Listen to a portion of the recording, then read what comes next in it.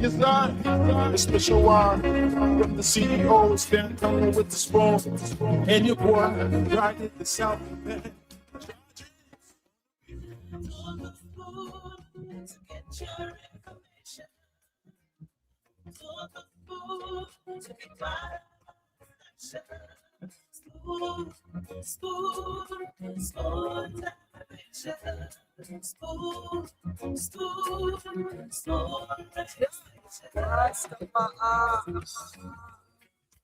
I'm gonna tell you what is happening in Liberia. I'm gonna tell you what is happening in Morovia. I'm gonna tell you what is happening in Africa. Just to spoon you well know. If the children crying for starvation, just to spoon. You want to get a news update, my brother, to spoon. You want to know what is happening in Morovia, to spoon. Politicians want to make their decision, just to spoon. You want to know what happening in the ministry, to spoon. Yeah, to spoon. Yeah, to spoon. You from Funjama, Maryland, to spoon. Yeah, to spoon. Every ink man, prejudice, my brother, to spoon. You got a spoon TV, you got a spoon radio, to spoon. Yeah, to spoon. You want to get a news update, to spoon. Yeah, Rastafari. Kilibamba, kilibamba, kilibamba. Kilibamba, kilibamba, kilibamba. What I want? It's not your body. It's not your TV.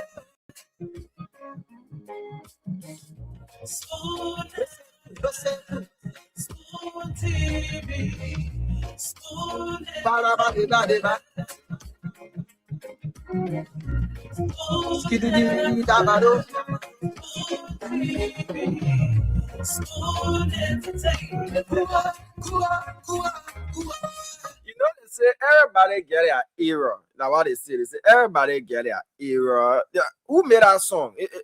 I've forgotten. I seem to have forgotten who actually made that song. So if you're in the comment section, just leave a comment and let us know the musician, the artist who made that song. Everybody get their era. You know, it's some kind of culture song. It's a nice Liberian song. That song has been around, you know, for quite a while, and I really like that song. If you can tell me the artist who made that song, yeah, I'm trying to figure out the person.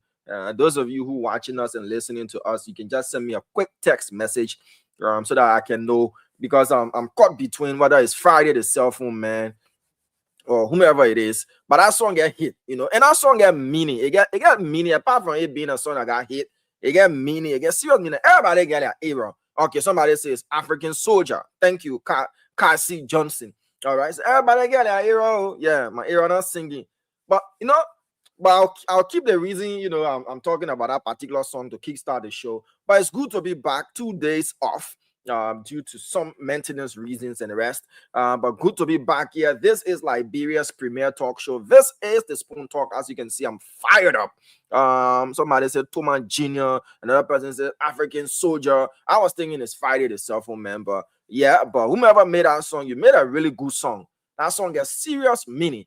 Today is the 30th of March, 2026. Last but one day, IK, Tommy says, Thomas Jr., Cassie Johnson, change it from African Soldier to Thomas Jr. But kudos to the person, you know, that made that particular song. That song there, like yesterday, I got to know the meaning of that song. Truly. Like everybody, you know, get their era. Some people era like to do spoon talk. Yeah. So so how you not be fired up? You had 2 days of rest. No, I wasn't resting the 2 days off Spoon Talk, yeah, but doing other things pertaining to the network. That's for sure. We're busy yesterday, at the Roberts International Airport doing work. I own a job. I can tell you for sure. We don't have a holiday. We don't have Sunday as well. All right. So they said that song was awarded the best song in Liberia in 2012. So that song needs to get another award. Yeah. And I'll keep my talk for later. But welcome to the show. This is Spoon Talk. This is Liberia's premier talk show. This is the show where you get all of the information, all of what you need to know, plus a lot of interaction from our panelists. Wherever it is you're watching us from, whether you're watching us from the US or from Asia or Southeast Asia, or from Australia or from Europe, or from North America, South America, or from Africa, Liberia, whatever part of the world you find yourself, it's a pleasure having you on. And I know you did miss the program from the volumes and volumes of text messages that we were getting and comments. So you can be missing Kev Hassan, then you can be acting with Kev on the show. Yeah, seriously, I'm missing Kev. You're texting him, sending messages to the Spoon Network, to the WhatsApp. Oh, what happened? I just to see Kev. Kev will be coming. Yeah, so I can see Kev and be happy. I never knew Kev was such a loving fellow. People love Kev like that. Kev is a lovable figure. People just love Kev. Yeah. But the show promises to be interesting as well. We'll go to the phone lines. We'll open the phone lines for you to tell us what's on your minds. A lot of things happening in the country. Yes, today was the maiden edition, the first edition of the National Fisheries Investment Conference. Hugely attended conference by over 250 delegates from over 20 countries around the world in attendance here in Liberia, as Liberia seeks to explore opportunities, investment opportunities in this blue economy. That is the aquaculture sector, fisheries and everything that has got to do with fishing and fisheries and fish farming, fish mongering, and the rest of those things that got to do with fish and everything fish and aquaculture. I got to know that we have a lot of species that have good economic values, but we've been underutilizing those as well. But the thing is, not just looking for investors, but good investors to invest into our aquaculture sector and not to cause serious degradation. They come and exploit and take everything, and then we don't benefit. By the time we realize, we're losing a lot of species in our waters. But what struck me today wasn't about how beautiful the setup was, the high attendance, the high profile guests and everything. This was my picture from the entire conference. This particular picture here. Emma Glasgow and Cyrus Sigwe, current Director General, past Director General, or former Director General, if you want to call it that way. And this is the kind of scenes we need to experience in our country. And throughout the program, she was afforded the opportunity to be on the podium. If you look in this picture, though it's a wide shot, but you can see Madam Glasgow there in black and white. She was caught up onto the podium when the 10-year strategic plan was signed by the government of Liberia and its partners. That is recognizing the efforts of your predecessor. That is a good sign that Madam Glasgow contributed meaningfully to NAFA. And such a strategic and historic gathering, she needed to have been there. I remember about 2 Tuesdays ago, Cyrus Sigwe was in this very studio on the morning show, and he was asked that question. Would you be extending an invitation to Madam Emma Glasgow? He evaded and said everybody will be invited, but I looked out for this particular picture, and we got this shot. So kudos to NAFA. We're looking forward to seeing the returns, but this is a picture captioned on our page, NAFA United. And that's a good one. And we look forward to seeing this in all of our sectors, irrespective of political alliances. But that was a very good one to kickstart the conference here in Liberia. Now, the police have also issued a publication or a public service announcement. The police say, don't pay to register cases. Big public notice. There is no payment required, and the payment required is in bold red. There is no payment required to register a case at any police station. If you are asked to make any payment, please report immediately by contacting the Professional Standards Department. And the numbers are there, but the police people say that when you go to the police station, you get your own complaint, they say you must pay to register the case, that thing and that. But the one I really want to know is, should we also be paying transportation fee for the police officers to go and effect an arrest? That is the next announcement I want to see on the page of the LNP, as they give out these public awareness messages that no paying to register case. Because they buy sheet, buy pen, pay to register the case, pay to clear the decks. They say no. But we as citizens have got a role to play as well. When you are asked and you say no, an officer try to force it from you, call the number 0770 800 107, 0770 800 129, 0770 800 122. Call any of those numbers and let's try to bring some sanity to our law enforcement. Since the police now pull us out like talking. So no payment required to register a case. Screenshot this, keep it in your phone if you get smartphone. If you don't get smartphone, you've listened to it on spoon. When you go to the police station, they say register your case, then they say no. If they try to force you, call and report. That's what the police say. Not me say, oh, that's what they say. But the one I want to know now, Mr. Collins and the rest of the police, should we also be paying transportation fees to go and catch somebody? You pay back and forth and all that kind of thing. Should we be paying claim death fees too? And if we report these cases, when they ask us, will you take serious actions to make sure that these things are minimized and eventually stopped? It's a good step by announcing it, but enforcement is also key. So they say don't pay when you go to police station. So the leadership of the House of Representatives, hey man, I don't know who got this picture here and take the picture. Look, anyway, I'll just speak to the message. I need a picture alone. So the leadership of the House of Representatives had its third session. And on the agenda, item B, items on speaker decks, is the communication for the expulsion of Representative Yeke Koluba. That's item B. We'll be following up on this case. We've been doing background checks and the rest. But the question is, what is going to happen? And what process does it take to suspend, or better still, expel Representative Koluba for statements made that the land in dispute belongs to Guinea?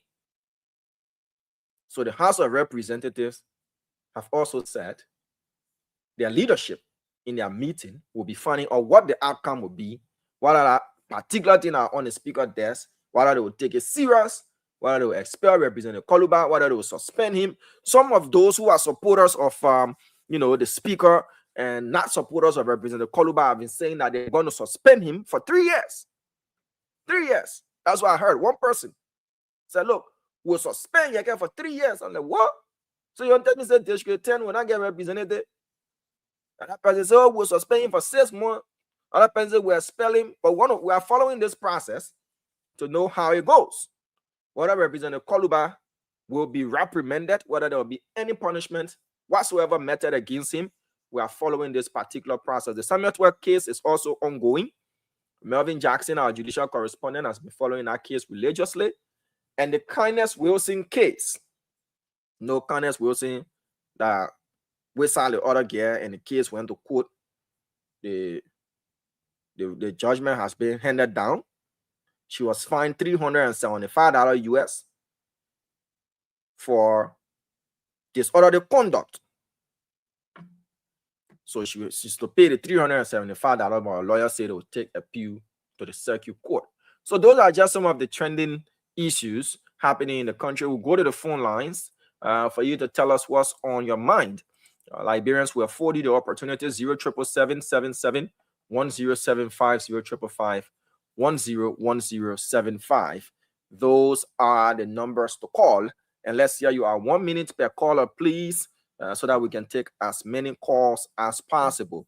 So just go to your point and make it brief as possible. Let's take this first person here. Hello. Hello, good evening. How are you? Yes, sir. Your name and where you calling us from? Brother, my name, I will not come my name for security, chief security. So they for put under your Spoon voice. This is the chief security for Spoon FM. Go ahead, sir. I've been talking, I've been calling the radio station. I'm also protecting you as well. And Spoon FM is my lovely radio station. Thank you, sir. Thank you for the protection. We appreciate it. What's on your mind? Yeah, why on my mind? I only want to encourage you guys to continue to do your job and not happen to you. No matter what kind of threat they will threaten you, you'll keep courage and move forward. That's the best job you guys are doing. That's my concern. Thank you. Appreciate it. Appreciate it. Yeah. Okay, Brabi. And say, yeah. Well, again, go ahead. I'll protect you. 077771075 555101075. Let's take this next person here. Hello. Good evening to the show there. I'm Adam Johnson calling from Duboro, the chairperson for the Concerned Librarian for Justice. You see, when we ask a hard question and people try to argue, what led to this thing? Up to now, the president cannot move the army yet. Who need to be suspended or expelled is the president. Now, the president has took off to defend our border and our territory. Our border was threatened. People shoot our citizens at the border. Somebody left or injured the process. Up to now, the president what about that person that was shot? Inability to lead. It's the president. Okay, sir. The president should be removed from the office. The president should step down. Thank you. To conclude 30 seconds, up to now, humanity get dropped. Humanity that created the tension, up to now, the president has not even suspended. All right, sir. So, for things to move to the border. Thank you. Thank you very, very much. Let's take this next person. 1 minute, please. Let's take this person here. Hello. How are you? I'm fine, sir. Let's hear you out, please. Go ahead. Danawali Pay from 440 Kongotra. Go ahead, Mr. P. Yeah, my brother, I don't want the president to make mistake. The problem at our border is caused by certain people. The company. If the company is very strong, we want to see the document of that registration. All right. If there are people that do this thing, we want for the president to see the way that the people should be invited. There are people for the house. They are here in Okine. We should not sit in a country just for a few people to bring problems to us. That's what's happening now. Thank you, and Mr. the P. president should look there, not to even suspend or even they should not do that. Let them investigate themselves before they can even go ahead of this meeting or whosoever. Thank you. Thank you, Mr. P. Thank you for always the right following. All right. Let's take this next person. Hello, you live. Please go ahead. All right, good evening, Smooth Network. My name is Eddie DSP. I'm joining you from Grand Gilead, Radio. Oh, what's up, my man? Thank you. Go ahead. All right, so what is on my mind? I want to say thank you to the Spoon Network. The issue about our lawmaker in our county, that is one of the things that on my mind. Which one are your lawmaker now? The plenty. Oh, Senator Zoe Marepeno.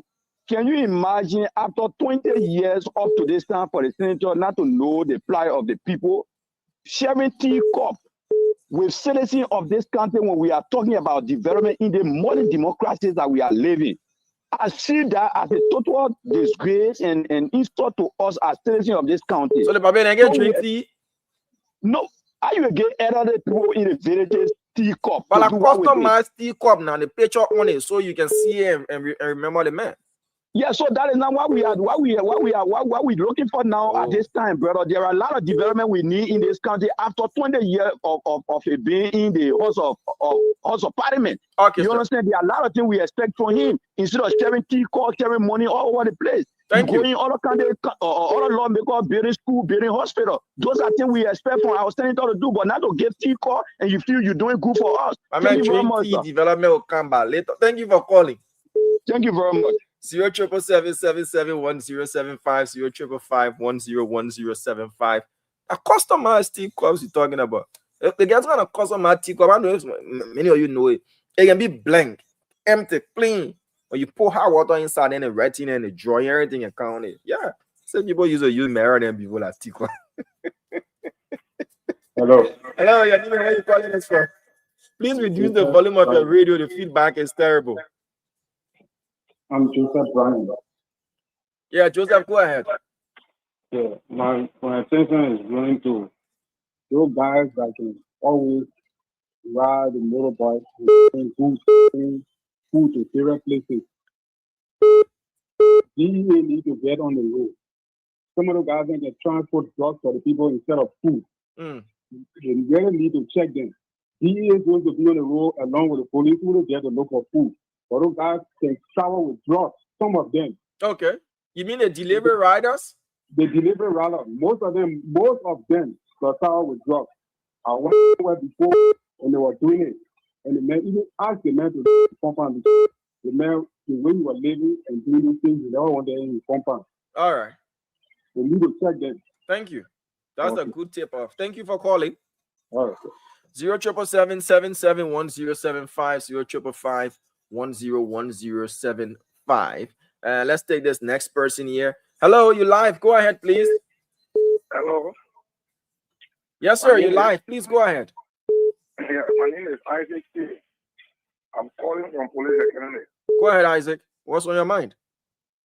Yeah, what is on my mind is pertaining to Spoon. I didn't Spoon do you. Yeah, Spoon always come on air and tell us about the current, that the current is stable. But I want for him to tell the journalists to check his current, because every time Spoon used to come, Jogwea was there, current was not stable, and I want Papeka, the current is stable. And the road, everything is stable. So I want, because the road now getting to rainy season. As the rainy season time, let Spoon provide his journalists to go to those various areas to check on the road and check on this current issue. All right, sir. Current go to our community. Sometimes whole 1 week we can get current. Yes, something serious. I'm telling you. Which community that? Police Academy. Oh, okay.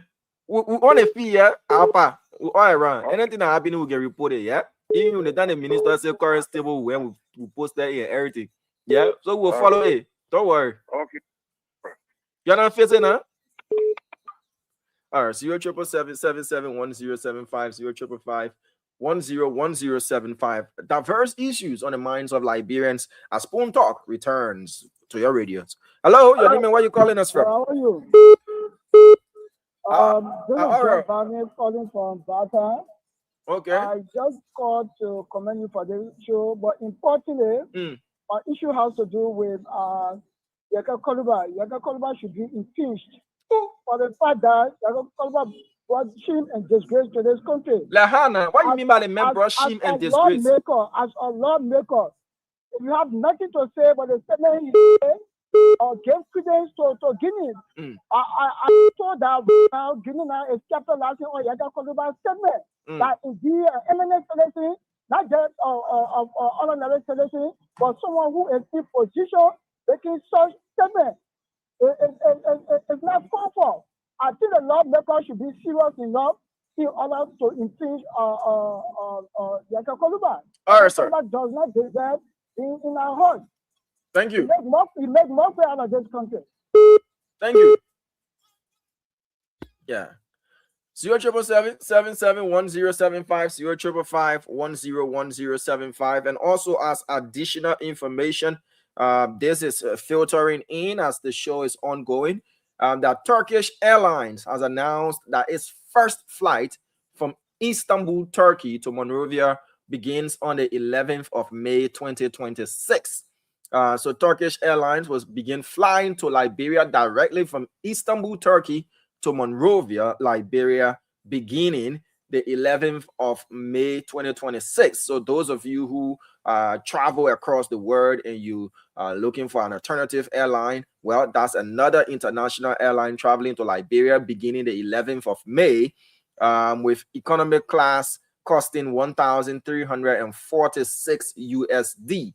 So if you want to travel with Turkish Airlines, you can start thinking about booking your tickets from the 11th of May. That is another international carrier calling port to Monrovia. So that's good news for Turkish Airlines, for Liberians, adding to the number of international flights coming to Liberia: Ethiopian Air, Brussels Air, Turkish Airline, Arik Air, Air Murak, and the rest. The more of these flights we get to come to Liberia, the better for our travelers, because then you have alternatives. When they want plane ticket price high, you can look for the other one according to the place you're going, like that, like that, like that. So kudos to all those who made that happen, including the folks there at the Liberia Civil Aviation Authority. We're looking forward to seeing more of such, and we should also be improving the facilities at our airports as well. So Turkish Airlines, yeah, flying all the way. Let's take this next person: 0777 1075 0555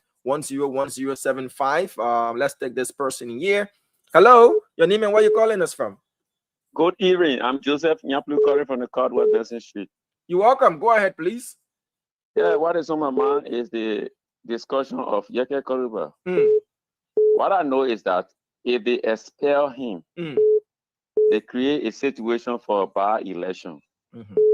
And he will be qualified to contest. He will be re-elected. Send the money too much, and they get nothing to do with it. They think that the form of working. You heard the information minister calling people less busy, he will arm them to go fight. That didn't encourage the Guineans to come with more ammo, expecting people to go fight. The minister still there. But Yeke, who say as per his souls, that Yeke, they coming governors against to expel. Expel him, create by election, the 1.2 billion is like, they don't get means of using it. Okay, that sir. to go for by election. So we're waiting. Thank he you. will be re-elected. Thank you. Thank you very much for calling in. Let's take this next person here. Hello, your name and where you calling us from? Hello, good evening, and good evening to my peace, Lord, people of the Republic of Liberia, and good evening to you, dear brother Damos Langa, Hey, my in man. Liberia. Hold on. The new remit constant Alfonso, hold on. Alfonso, hold on. Yes, sir. You went through your fasting. You Yes. broke your fast. You Yes. enjoy yourself. Exactly. You call Damos Sunonga. Yeah. You come out now, you want to reinvent yourself and you bound it back. Why am I on a fasting tonight? I pray for the nation, and I pray for each and every one. I agree. You pray for the nation, you pray for all. Why am I on a team from the fast that I say? Okay, we will discuss that up here. I will try to do that. Yeah, okay. Let me quickly make my point, brother Damo. Go ahead. I want to actually speak on this kind of agreement that the Maran River Unity contract went into the college Chapata agreement. And the next day, I was still observing my holy Ramadan observation. The next day was Tuesday, the Guineans army invaded our land. And up to this time, they are still on our soil or on our territory. And then the government is not serious to say anything about it, but they are making birthday party, and then they are causing embarrassment for our farmers on that side, Lofa County. And when they play crops, how will we get produce, Damo? It's embarrassing to all. It's very embarrassing. The government could not bring embarrassment to this country. All right, even look at our taxpayer money. They took our taxpayer money, they flew from here, they went France, Paris to me, where Imam Makou, President Imam Makou did not give the recognition. Who went to France? Kept our president for 30 minutes. Who went to France? That is a form of disgrace. All right, Alfonso. Thank you. Sir. Thank you. Keep some for tomorrow. I know you've been missing calling, but we have to take other people. Let me speak also on the airport issue. No, my man, you can't take all the time. Not because you told 1 month to fast, so you will come get 30 minutes. Alfonso, la small lepe. Like your friend a chance to call back tomorrow. We'll be here with the same session. Let's take this next person here. Hello. Hello. Yes, sir. You live. Your name and where you calling from? My name is Esley Summer. I'm calling from New Life Community. The youth chairman of New Life Community. Okay, my concern has to do with the issue. The representatives, the coalition are saying that they want to expel him or suspend him. Where they were when I don't call it, they are very speaker. The regime speaker or Richard Nangwe Kun, when he allegedly or wanted to rape a female that went to a house for car money, for business money. That video circulated. The house didn't say anything about it. Most people, the men of the country, harassing a female for her business money. They did not say anything. But that they better be serious inside a building. They see Thank you. Put it there for play. Thank you, sir. The time will come. We'll stay against them. Thank you. All right. Dada, what's up now? Are you ready? Yeah. I want to take more calls. All right. Let me take this next person here. Hello. Hello? Yes, sir. Your name and where you calling us from? Diamond. Yes, sir. D for Diamond. I'm very, very happy to be on your show tonight. Pleasure. Where have you been? I'm here. I'm trying to reawaken the spirit of Jesus Network lesson. Well, you went on break? I was bereaved. Amen. Sorry. So in this time, I say, spoon effort. Amen. Special people, original organization, network family members. People know how to put things together. My man, were you a poet at one point in your life? You can do poetry or what? Or you used to be a musician on call? Which one? I want to take one. Or when I get in touch with you, then I will get to that radio process. So for now, I'm very much happy because we have Jesus Network blessing JB for short, stand the affairs of the Republic. At the same time, we have JMB, Jesus Network broadcast of Spoon FM. All right, sir. Have a good night. Thank you. I let the way you get your conclude, Yeah. Tata, what's up now? You ready? Yeah, I'm here, man. How you doing? I'm here. I see that the people miss us, man. Yeah. I'm here. What's going on? I see that Richard's in the back coming on like she. Oh, la Umumati. What thing? We're pulling back. Somebody move. You're still on his My people, somebody manipulate the system. And Mumati was said. You are still on his side. What? That's it. What do you want to do? You want to play the video? Oh, the person yet deleted it. You want to play the dancing video? The Sasa? Flip on my video bar. I said I didn't touch it. No, you move it. No, it's there. You what? You're not seeing it? All right, let's play a small. But you know what? Play for me. If it just play.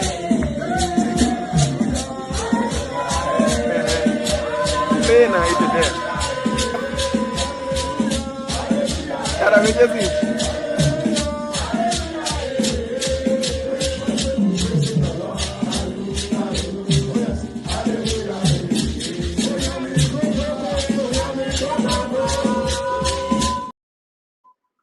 So, but I mean, listen, Dama, I can play salsa, Dama, and I can play the samba, the drum. Please be the judge. When you listen to that salsa, it will bore you when the song the people are singing, or you are just playing your own thing. You just want to put trouble there. Dama, that's the issue, right? The person that was leading the song should be leading the song. I should be leading the song. Oh, yeah. But the pastor decided to lead the song. Oh, yeah. And we have Snow came to the church with like 12 individuals. His brother-in-law, his uncle, his daughter, his sister, his son, everybody was in that place with Snow, right? And the lady that was speaking took the microphone, that's Snow's daughter from Pennsylvania, and she decided to be louder than everyone else. All I could do, and what I was doing, is to control the salsa. There's a way you gotta beat the salsa to the rhythm, to the drum. And listen, I beat the salsa all the time in the church. I beat salsa very well. Yeah, I mean, but I didn't know he was recording. Snow sneaked on me to do that recording. He sneaked on me. I didn't know he was recording. Was that Representative Bia in the audience? Representative Bia was there. Representative Bia West was there. You know, the place was packed. It was jam-packed. Yeah, I thought I saw him. Yeah, I was so tired with them, and I asked them to leave yesterday. I was so tired with them. Friday we went to East Orange, the Snow family house, right? The auntie, the grand auntie, the uncle, this one, people flew from all over. You know, it's been almost 10 years since Snow been in the States. So everybody came to see Snow, you know. They had a fufu soup, they had dry rice, they got the Snow Uncle Webb she's from Cabon. But the woman cooking Liberian food like she's from Newtown. She cooked the Liberian food like she's from Newtown. I hit the dry rice, Papa. Then they brought it hot. I hit the dry. I hit it, Papa. The dry was so, you know, let me tell you something. If the food wasn't that good, I can say on the show, like I always said about rapid fire, rapid fire, Papa. Yeah, Papa. The driver just went, Papa. Mm-hmm. Now I don't know they were bringing the big bowl of food. I said, no. You're going to destroy me here now. But then one thing that they appreciate spoon talk. Everybody in that gathering. The women were angry. The men come in. I sat with the men. They asked me about everything. Then the women, they were angry. They said, oh, listen now. We need to talk to Stanton too. Oh. I got transferred. They paid the transfer fee. I got transferred and I sat among the women. Okay. Then they start telling me, the other lady said, and I felt so bad. She said, if I'm driving home from work and God forbid I have an accident, I call my husband, he will not answer the phone. And I said, why? He watching spoon talk on that phone. Anybody call him, he's not clicking over. And the husband was sitting right there. I've heard that before, yes.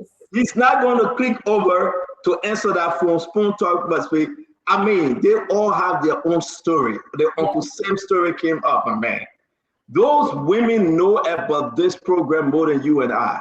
Yes, I've heard it. I tell you, Snow Order Aunt said, I want to watch the show, but you'll go 3-4 hours. Yeah. And I can fall asleep when I get up and stay on there and watch small. Mm-hmm.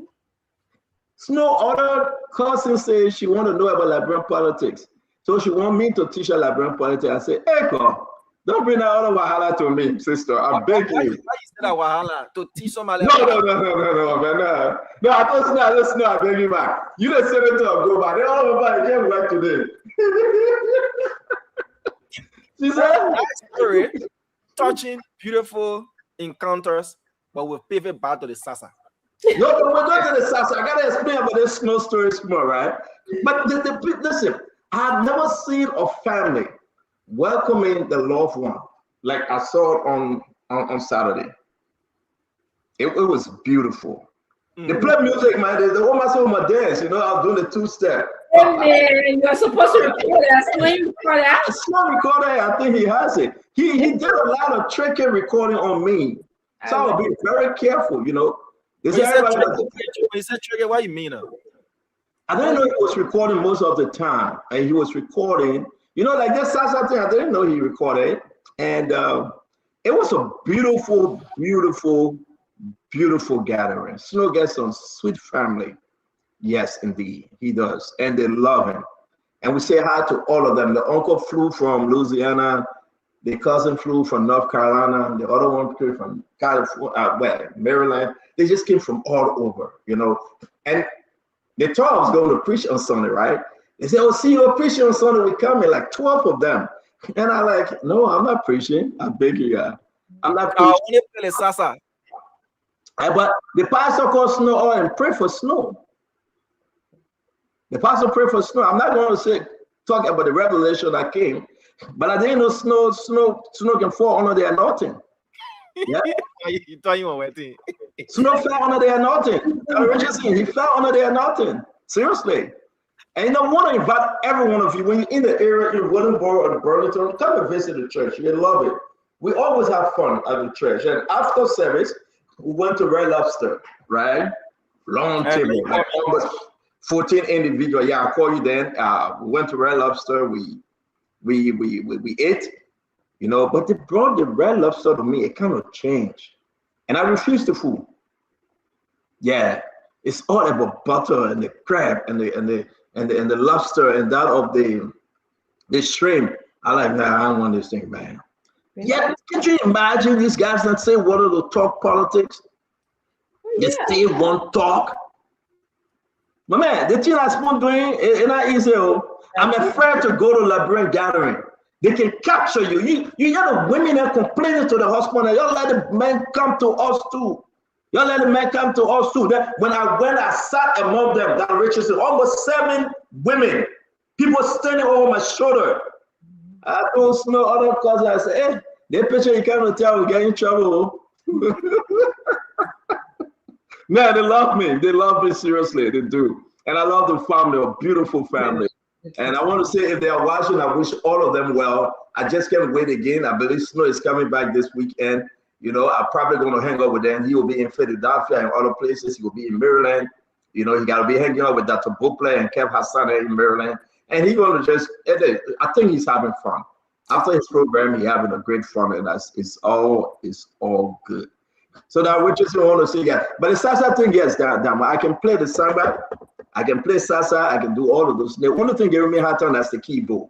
I really want to ask you. I just want to ask you, yeah.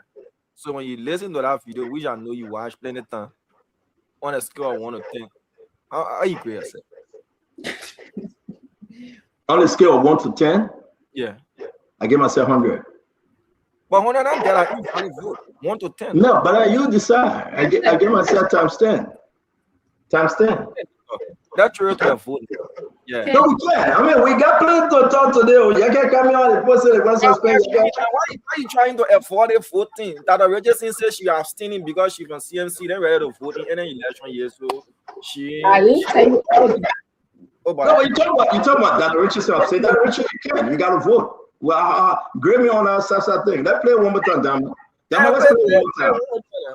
You get a control. No, to tell you the interesting thing about this, I want to take my time and listen to this. I don't know what type of talk about. Let me play again.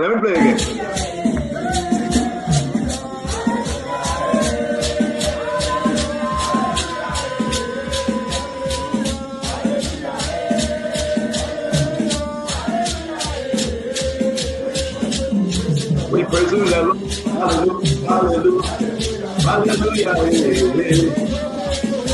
Oh, yeah, make God. So that Richardson, be fair. You are playing salsa for the Lord, and it's always a 10 when you're playing for the Lord. Thank you. So you want to say, come on, the spirit, you are playing for the Lord. You know that what I can't see. You know, let me say this to you, Dama. Dama, you gotta be careful.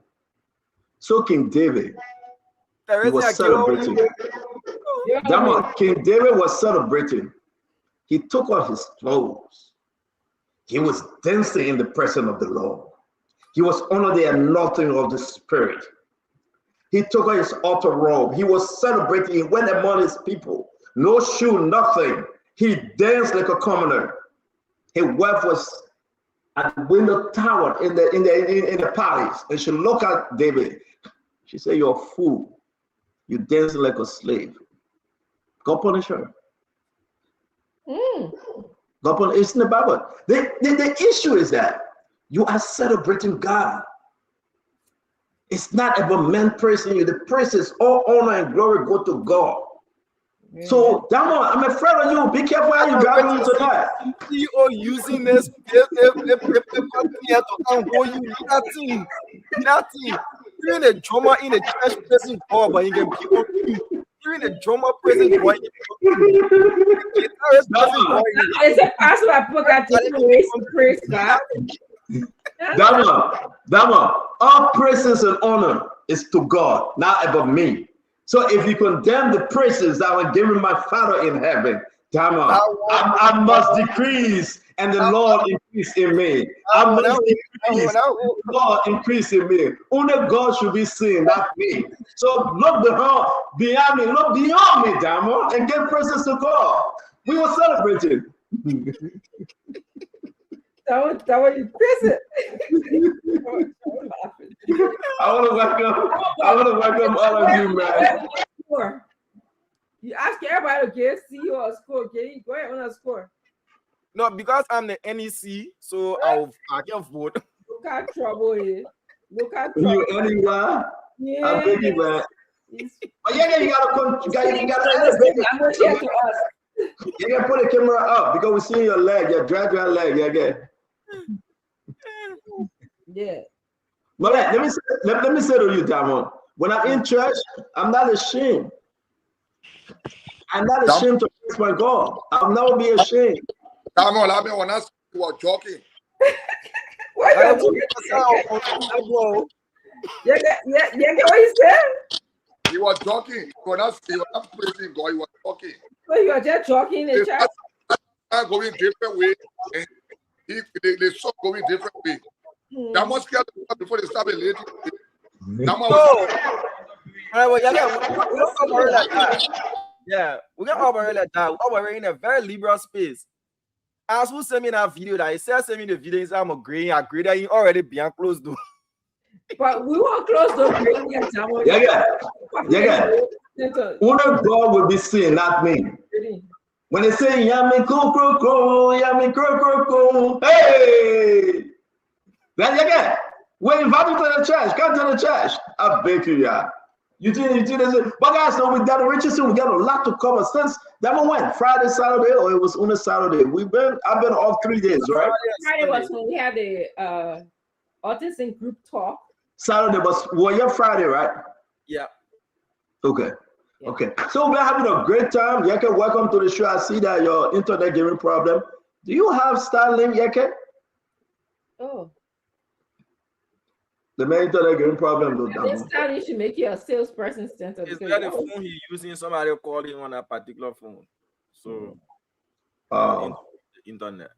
But we got a great show coming up, though. I want to welcome all of you. Thank you for being patient. We are back. We're going to discuss issue of national concern. The House of Representatives are called. They are called themselves back, or the government called them back, or the president, whoever called them back, to spend almost $4 million just for that call back and waste the Liberian people time. We'll talk about it. Nothing they're about to do. You know, the Senate is coming back also to waste the Liberian people time, and we'll talk about that as well. We're going to talk about the border issue. To tell you the truth, nothing has changed. Nothing has changed since Friday. The Guineans at the border, we were able to speak to our folks. We got a picture from the Kunun border. We'll talk about it. But what the government is doing to, talk about the promise, say, we're going to bring it up to you. We want to talk about something good. Putu Martin. My friend, do you know the government of Liberia President Joseph Yiman Boakai have asked Jeremiah Cohn to work on this Putu Martin thing and give us something. But hey, I'm hearing foreign investor coming, and I'm hearing Liberian people getting involved, and they say they want to own that concession. But here's the question. Why the government want to give this to foreigner, to Indian people, to Russian people? Why? If the Liberians are qualified, hey, we have to talk about this thing, my friend. This is big. This is huge. I can tell you for sure. If the Liberians are qualified, this is Honor Jeremiah Kwankun, the vice president. Jose Yuma Braga said, find the right person for that Putu Mountain. Billions of dollars. It will be one of the biggest deals, more than Asala Mittal, in the history of Liberia. It would be bigger than Ivango, the HPX. It will be bigger than any concession, Western Classified and nothing to Putu Martin. I can guarantee you, Liberians must own that place. Liberians must have the concession, because we are talking about hundreds of thousands of jobs. Hundreds of thousands of jobs. Can you imagine that?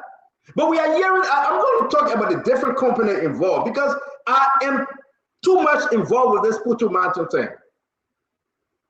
One company from Dubai, another company from India. But what Jeremiah Cohn want? The Minister of Mines and Energy, what grade he want? Tingbe. That's something about thing. Are they going to sell the resources again? Give another 25 years to the Indians and the folks in Dubai, and Liberia will be begging for $200 million. Guess what? Once in 25 years. Are we going to look at another Asala Mitaye? Liberian men and women have come out and said they can get this thing done.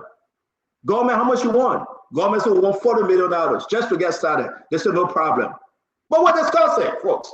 And I can guarantee you, I'm not taking any phone call right now. I can guarantee you we'll discuss it. That's Putu Martin. I was surprised. Let me tell you about Jetty.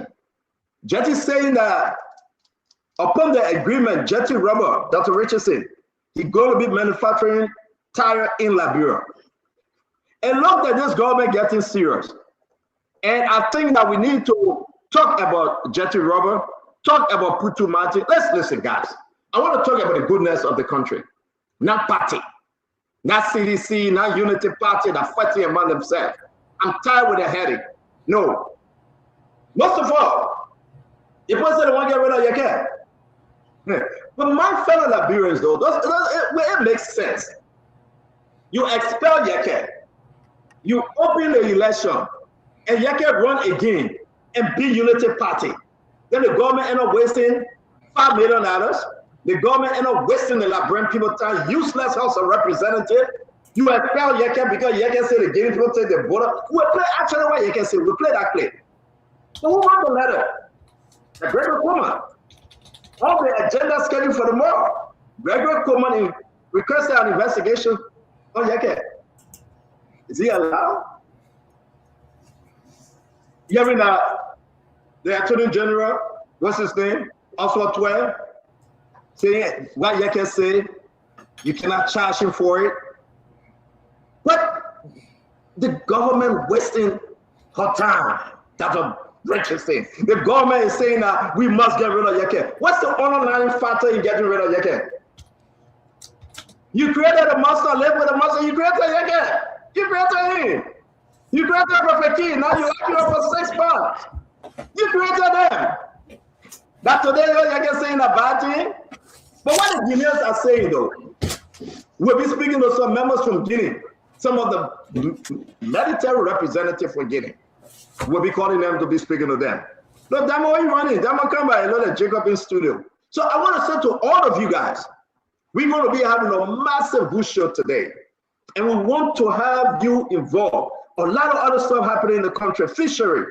NAFA say they do their thing. They hug each other. I'm at Glasgow and the new guy, they hug each other. They say, yeah, we made peace. After the until they get job, they won't go make peace with her and say she was doing the right thing. Come on, guys. LDCC. Massive investigation on Commerce Minister. But I can tell you the last one, yeah, guys, just write it down. I hope we can get through it.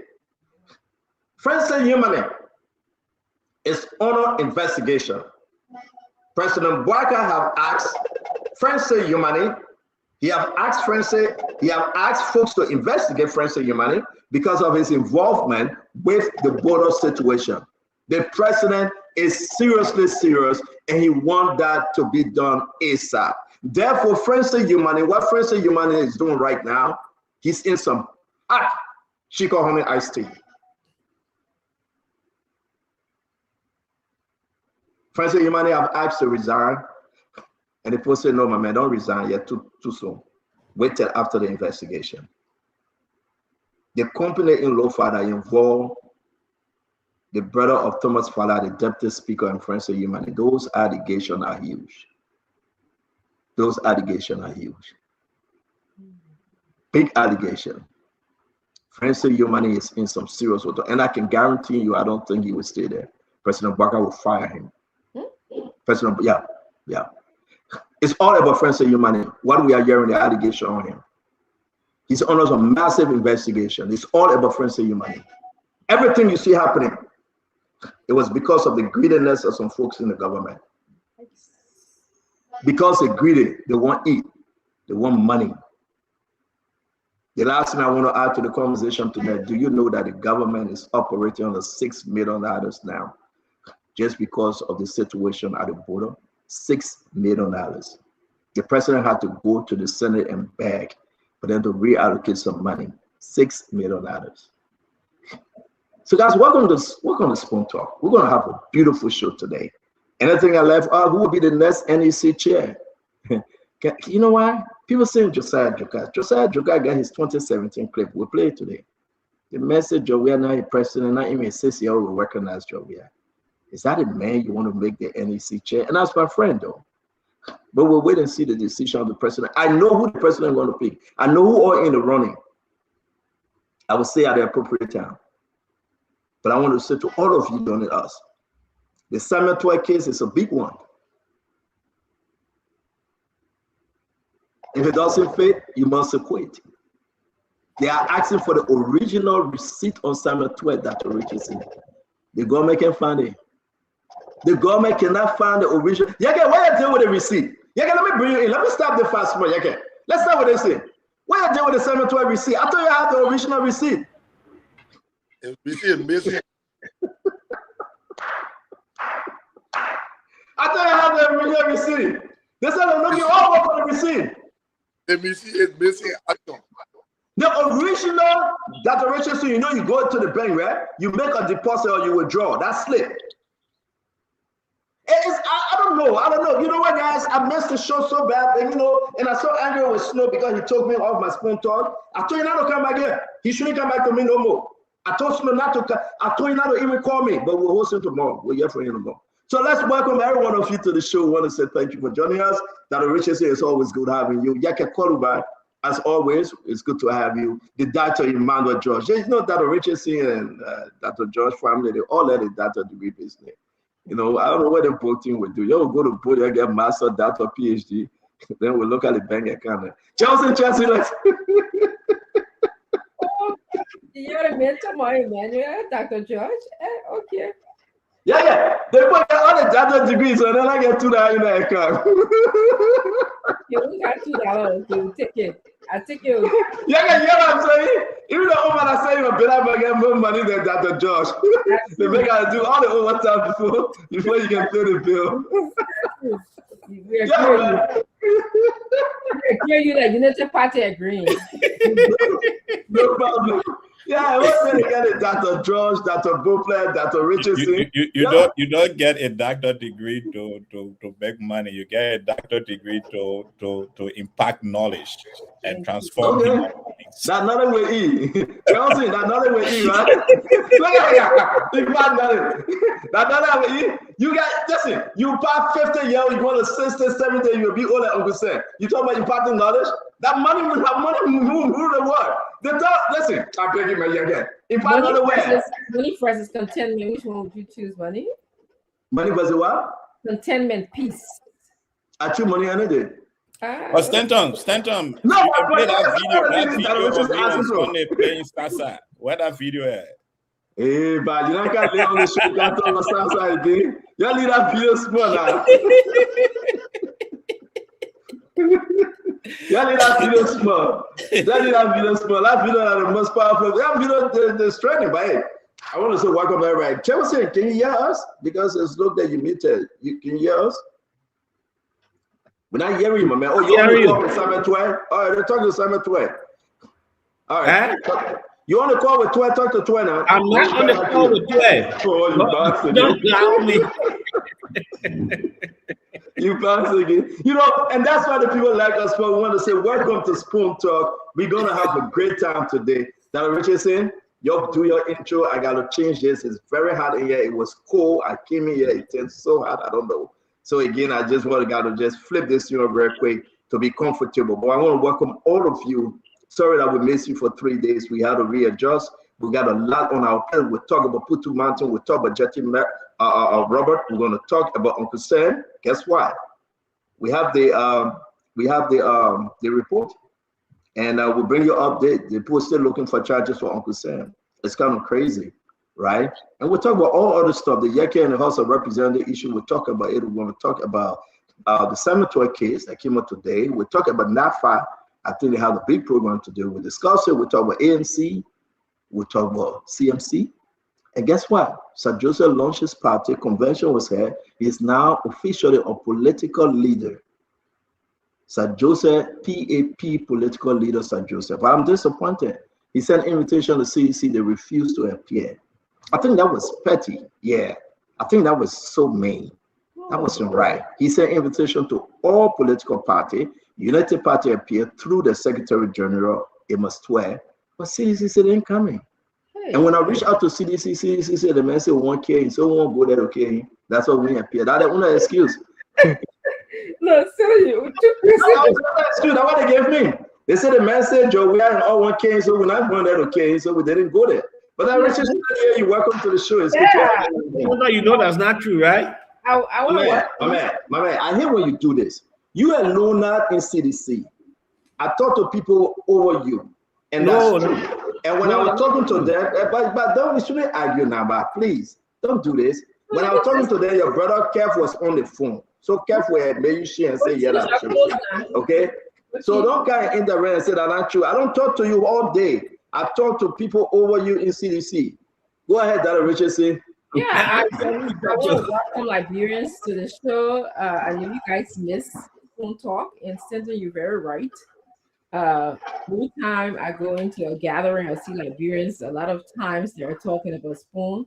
So you are having an impact on the show.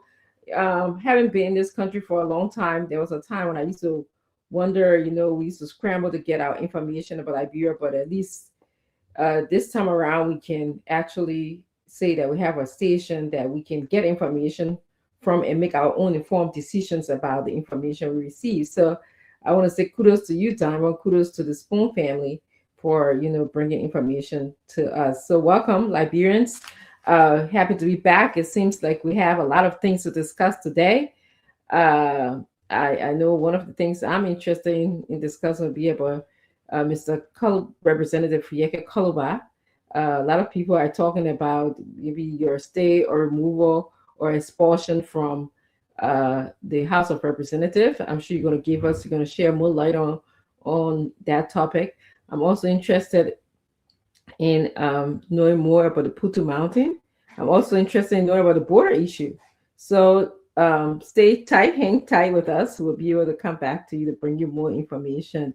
I'm going to stay away from the Sasa competition, okay, Damo? Don't ask me anymore about, I know, God gave me a lot of gifts, Damo, and one of them not to sing. But in my church, the pastor asked for anybody to sing. So, they're behind me. So I went, I joined the team, the choir. And, when I was singing, I was like, geez, I know I'm so off.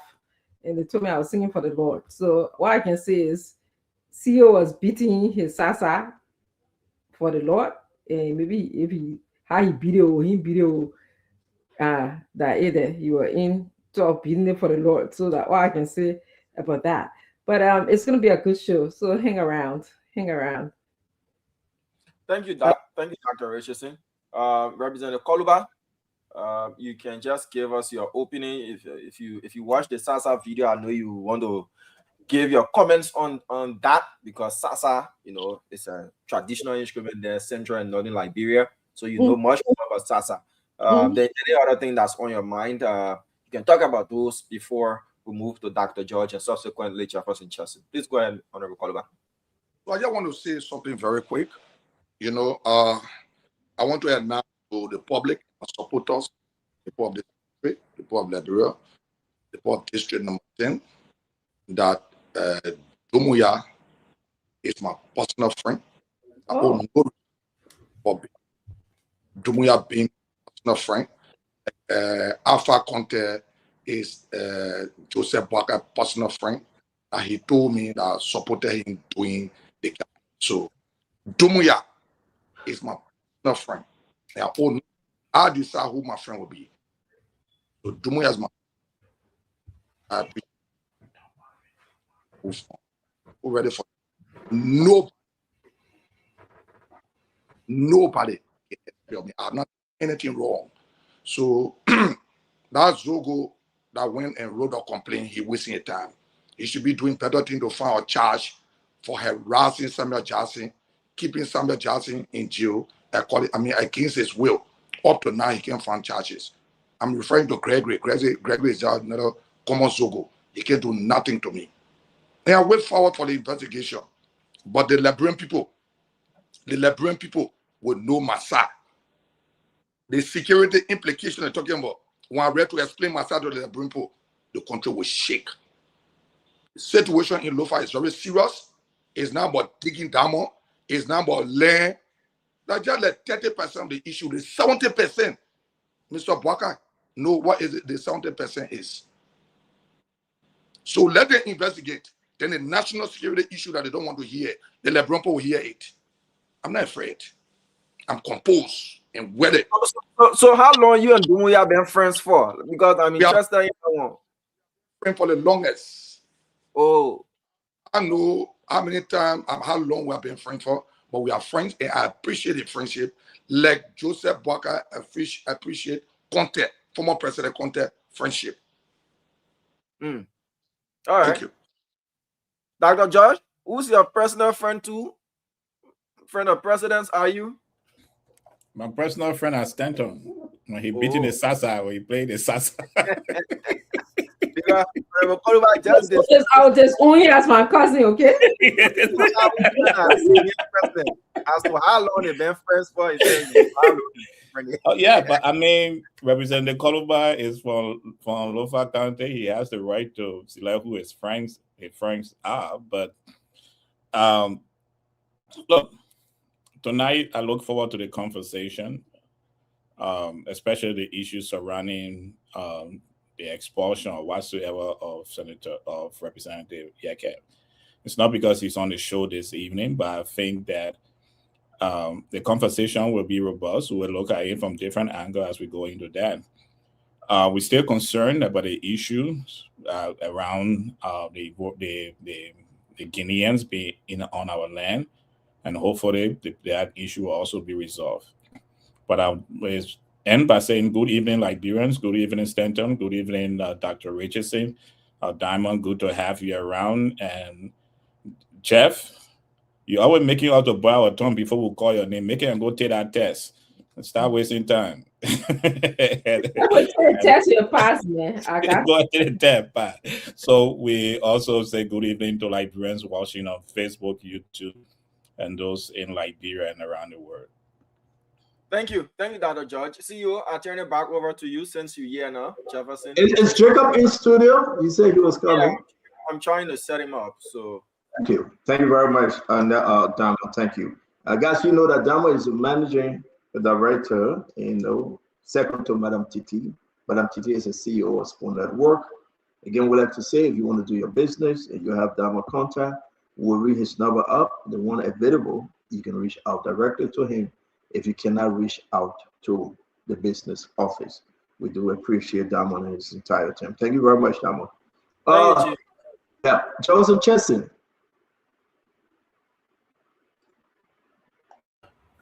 How are you? Honorable Koluba, how are you today? Dr. Richardson, Dr. George, how are you this evening? Well, the weekend was charged, and today is a great day starting. First thing started,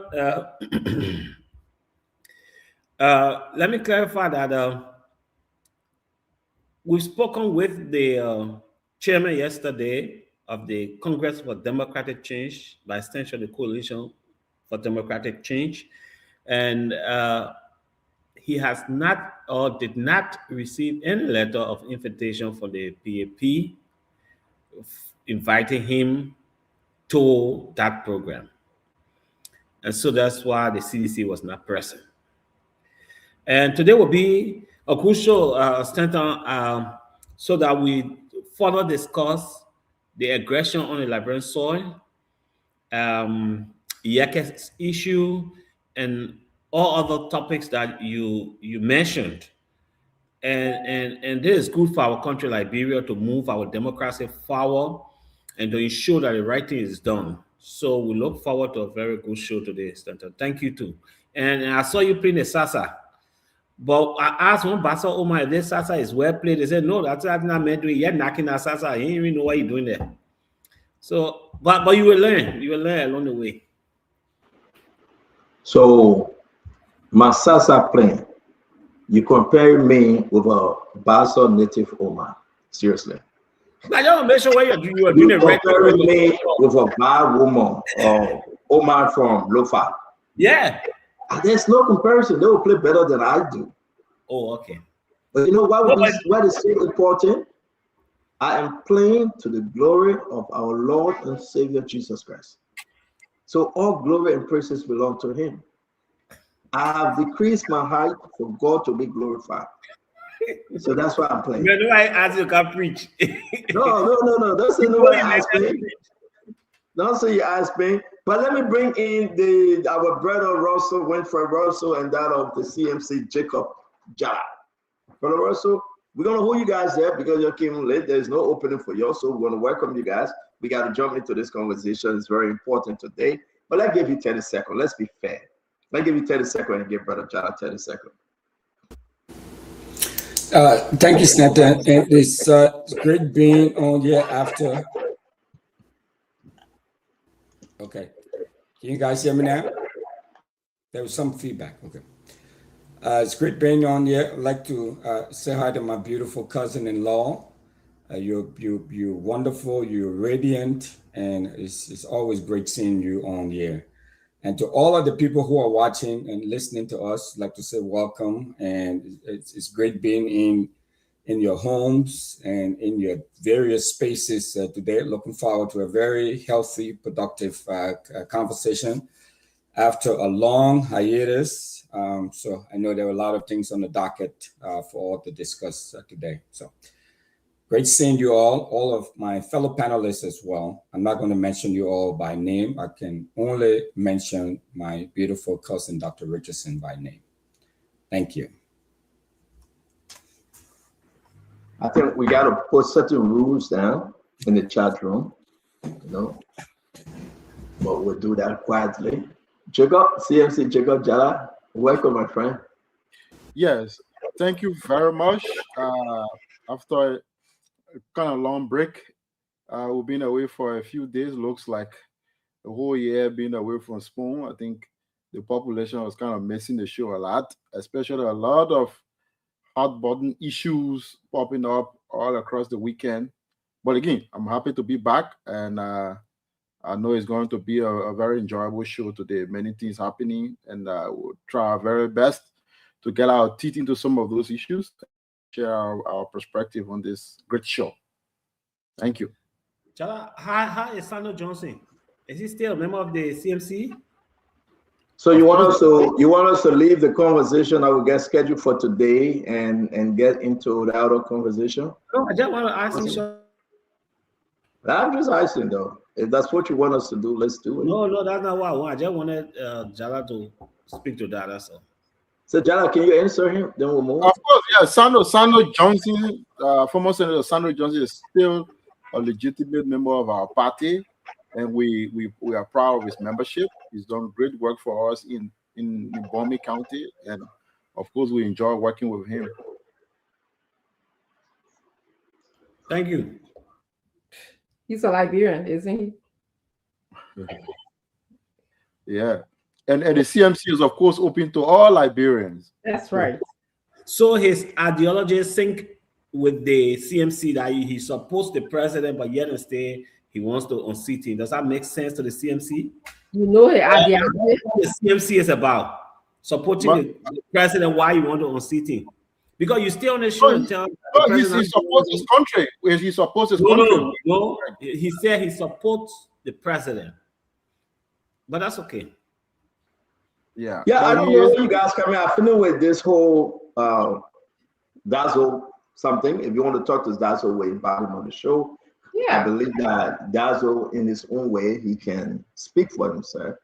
I didn't like the way in which the CMC and Dazzle working, but when I spoke to Musa said, well, they have some understanding, and they're accepting exactly what they are accepting. So who am I? I just feel that it's not right, but the political leader of CMC is saying that's fine, and it's up to CMC, and so we shouldn't cry more than the bereaved.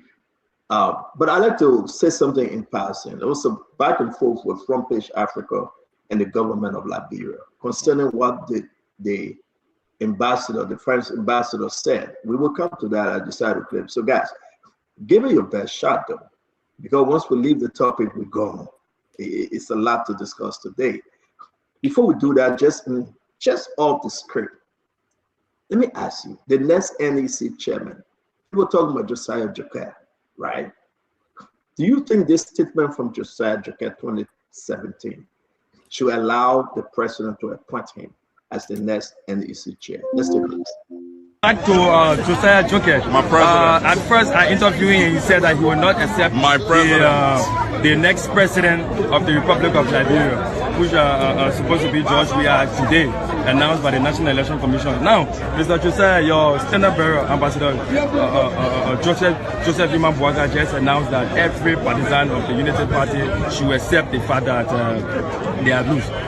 Yeah. So what's your take on that? He's spoken as my leader, and that's it. But I will tell you, as a Liberian, an individual of this country, that George Weah's election doesn't negate his incompetence. So he's not my president. Joseph Boakai is the one I voted for him. Not going by the order of I voted for him. I voted for him, and I can vote for him 1 million more times over George Weah. And I've said that even my son, my 6-year-old son, knows that George Weah is not his president, and it's my right as a citizen to say how I feel about what has transpired. We did not lose a genuine election. We did not lose a free, fair, and transparent election. So we lost a fraudulent election. So you're telling me it is on the basis, and it's on the basis. I know what credible elections are, and on the basis of that, I will repeat, I will emphasize that my president is my candidate, Joseph Yuma Boakai. So for the next 6 years, you don't have for the next 6 years, I'm a professional person. I will work. I don't have to be in the public sector. I can be in the private sector. I'm a professional person. I will work, and I will not be silent though. So in this country, we will not embrace brutal dictatorship that would just give him preference in our country. Say that? Where there's incompetence, absolutely. Where there's incompetence, absolutely, that breeds dictatorship. It breeds tyranny. And it's obvious for you to know. That's not a subject of debate. So I am saying here, that's not the decision I made. And so that's not my president. My president is Joseph Yuma Boakai, whom I voted for, and I can vote for him 1 million more times over George Weah. Who not recognize George Weah as a president? Because I didn't vote for him, and I will not vote for him. He's not my president. My president remains my candidate. That's it. Thank you. Okay, thank you. So let me make that part of the conversation today. It's very important for us to do so. Del Richardson, should this be a problem? Would this be a problem if the president so decide to appoint? And nobody should tell me and say, well, the president prerogative, we know that. We are giving our opinion. The position that Josiah took 2017, knowing very well, it's a repeat in 2029. George Mana, we are President Boakai, if everything remains constant. Do you think appointing Josiah will be a problem for Josiah Yuma Boakai in the Unity Party? I listened very carefully to the tape, and Josiah Jokai was calling the president, George Weah, the former president, George Weah, incompetent. And he was stating that when you have the level of incompetence that George Weah exhibited, he is close to being a dictator, even a dictator. Now, the position of NEC, National Election Commission, we're asking for someone who is fair-minded, someone who is, open-minded, someone who will be making a lot of decisions regarding elections in our country. And if we have someone who's leaning one side, even after election, if your party is defeated or your president is defeated and you're still saying that the George Weah is not your president is Joseph Yuma Boakai because you voted for Joseph Yuma Boakai, it tells me that your judgment is a little skewed. So he would have to explain to that. If I was interviewing him for this position, or if I was on a panel of people that are interviewing, I want him to explain what he meant and how does his view in back then when he did the video have that change or mean the same in the next coming 2029 or now. That's what I think, but I think his thoughts will be a problem. Thank you very much. Let me bring in Dr. George, and then we'll go to Jacob. Dr. George, let's hear you on this issue with the clip concerning Josiah. Oh, I do not believe he should be considered for the commissioner. The president will have some other people to nominate and put in place next year. Majority of them were there. The term is coming to an end next year. Madam Lasana retired or resigned a year before the end of her tenure. And I don't think that Mr. Joker, especially with the conversation he having, what he said, he could identify himself as a partisan of the Unity Party.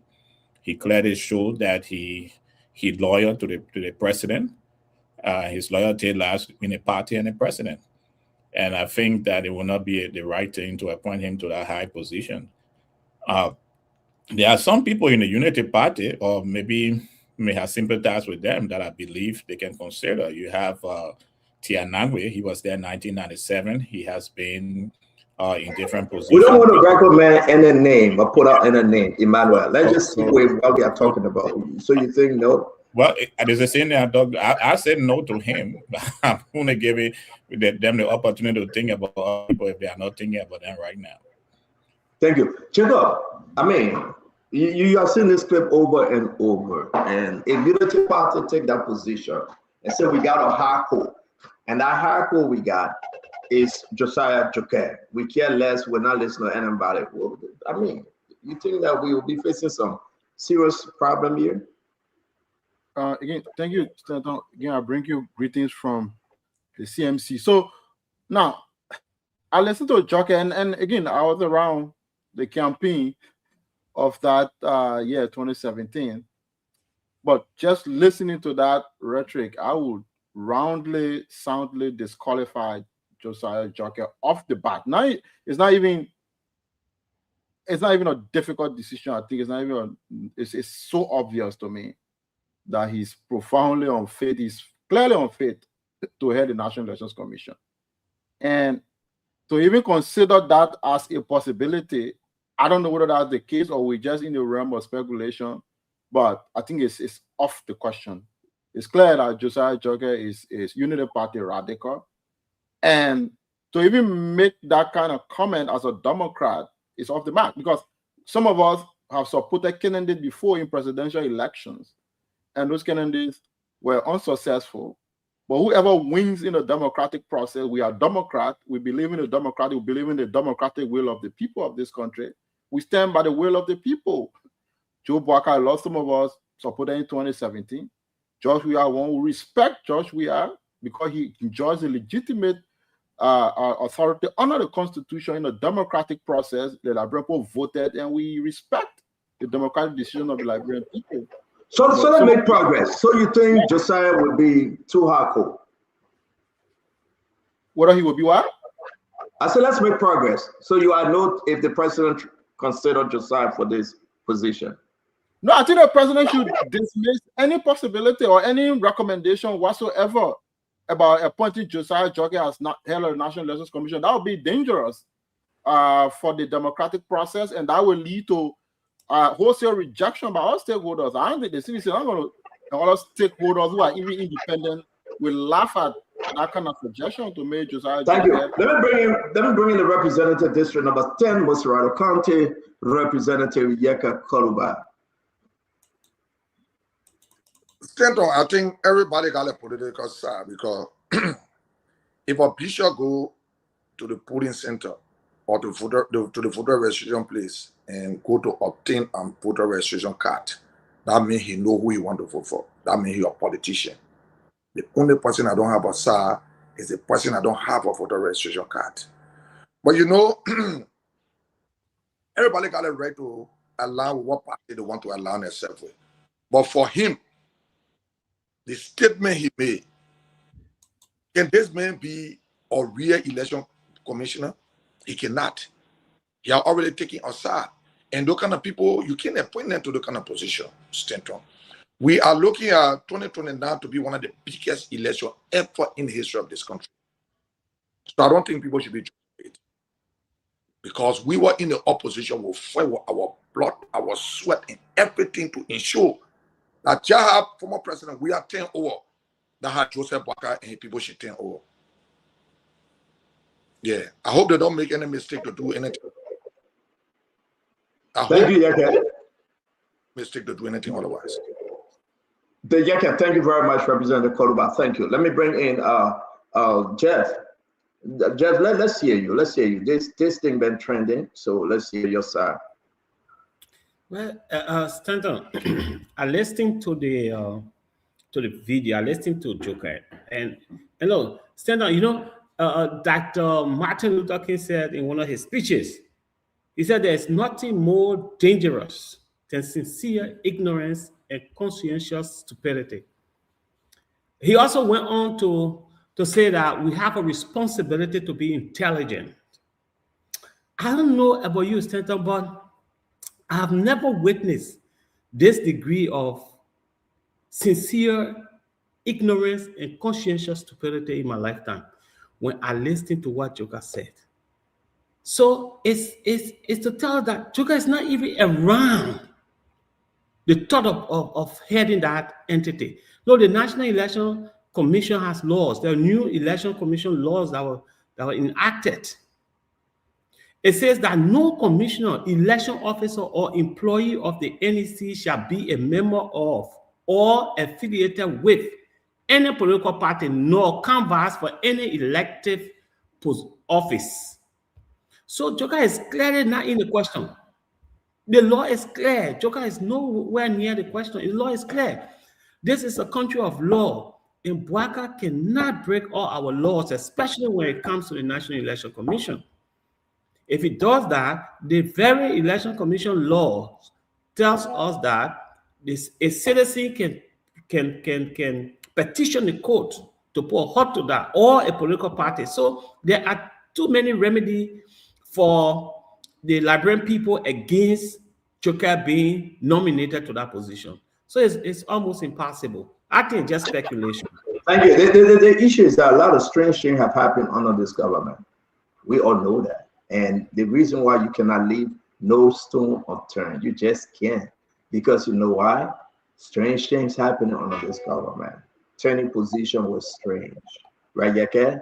The speaker removal was so strange, right? Now we're talking about removing Yeke Koruba. We're talking about, the glitches from the bank. Father Minister said that the bank not paying 7, but the money was in there. We're talking about it. So a lot of strange things happening. So hey, we can only ask this question. My brother Winfred Russell, welcome. Let's hear you. Thank you, Stanton. I think much has been said already. There's no question about it that the gentleman, Mr. Joker, is severely compromised. For a position like this, you need someone that is objective, that is not obviously aligned with any political party. So that has been established already. He is a political and a partisan hack. You cannot have a person like that in this kind of position. Now, I mean, it's one thing to have an opinion to say, this person is incompetent. I mean, that's his opinion. He feels that the former president was incompetent. Okay, I don't have any query with that. But for someone who will be in that position, being the head of the National Elections Commission, knowing how politically toxic our political economy is, you need someone who is at least publicly showing some level of objectivity and fair and balancedness in the public posture and utterances and all of that. And clearly he's failed. So if the government is contemplating on putting him in that position, I will recommend that they should think again, that he is definitely, there are so many people, I'm sure, that they could go to, and there are a lot of professionals out there that they could go to. This Josiah Joker is not the only person that could be the NEC head. He is clearly and unequivocally compromised. And for that reason, I don't think it will be a wise decision to recommend him for that position. Thank you very much, Brother Russell. Ladies and gentlemen, go on Facebook, share the show, invite your friend on Spoon TV, Super TV, Fabric, on Voice of Liberia, and all of our other relays on the radio, by the way. On YouTube, you can find us. We want to say thank you. I've read it. I think I'm getting blind or something happening with my eyes. I'm seeing my brother, friend, enemy, every one of them, they're playing real group that are Patrick. But we get there. We thought I won. Let me welcome Councilor Good. Councilor Good, we are talking about Josiah Joker and his past video. Talk to us. Yeah, thank you, Senator. Let me say good evening, Dr. Richardson, and the rest of my colleagues. Let me make the first clarity. When the law says that you should not be a member of a political party or affiliate with a political party, it means that while holding the position, you can be holding membership of a political party. It doesn't mean that you cannot be nominated when you are in a political party. No, that's why all of them that have ever been nominated to serve that position have resigned. They resigned before they even went for confirmation hearing. We all know that James Fromoyan is a staunch member of the Unity Party. That law has been there since 1994, 2000, 2004 when it was amended. So James Fromoyan resigned.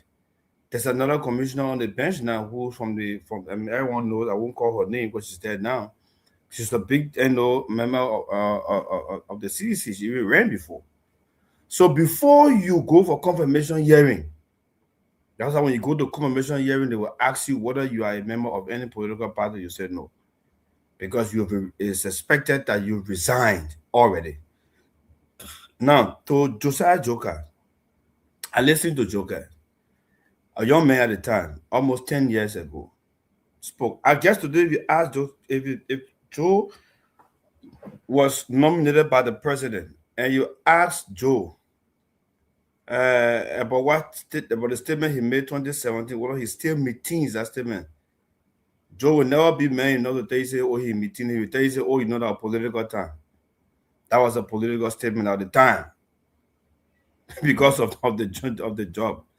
So for me, the way the statement was made, and it was anchored, and he continued to emphasize and re-emphasize, and even went to this extent of saying that even his 6-year-old child doesn't even recognize, President Weah at the time as being the elected president.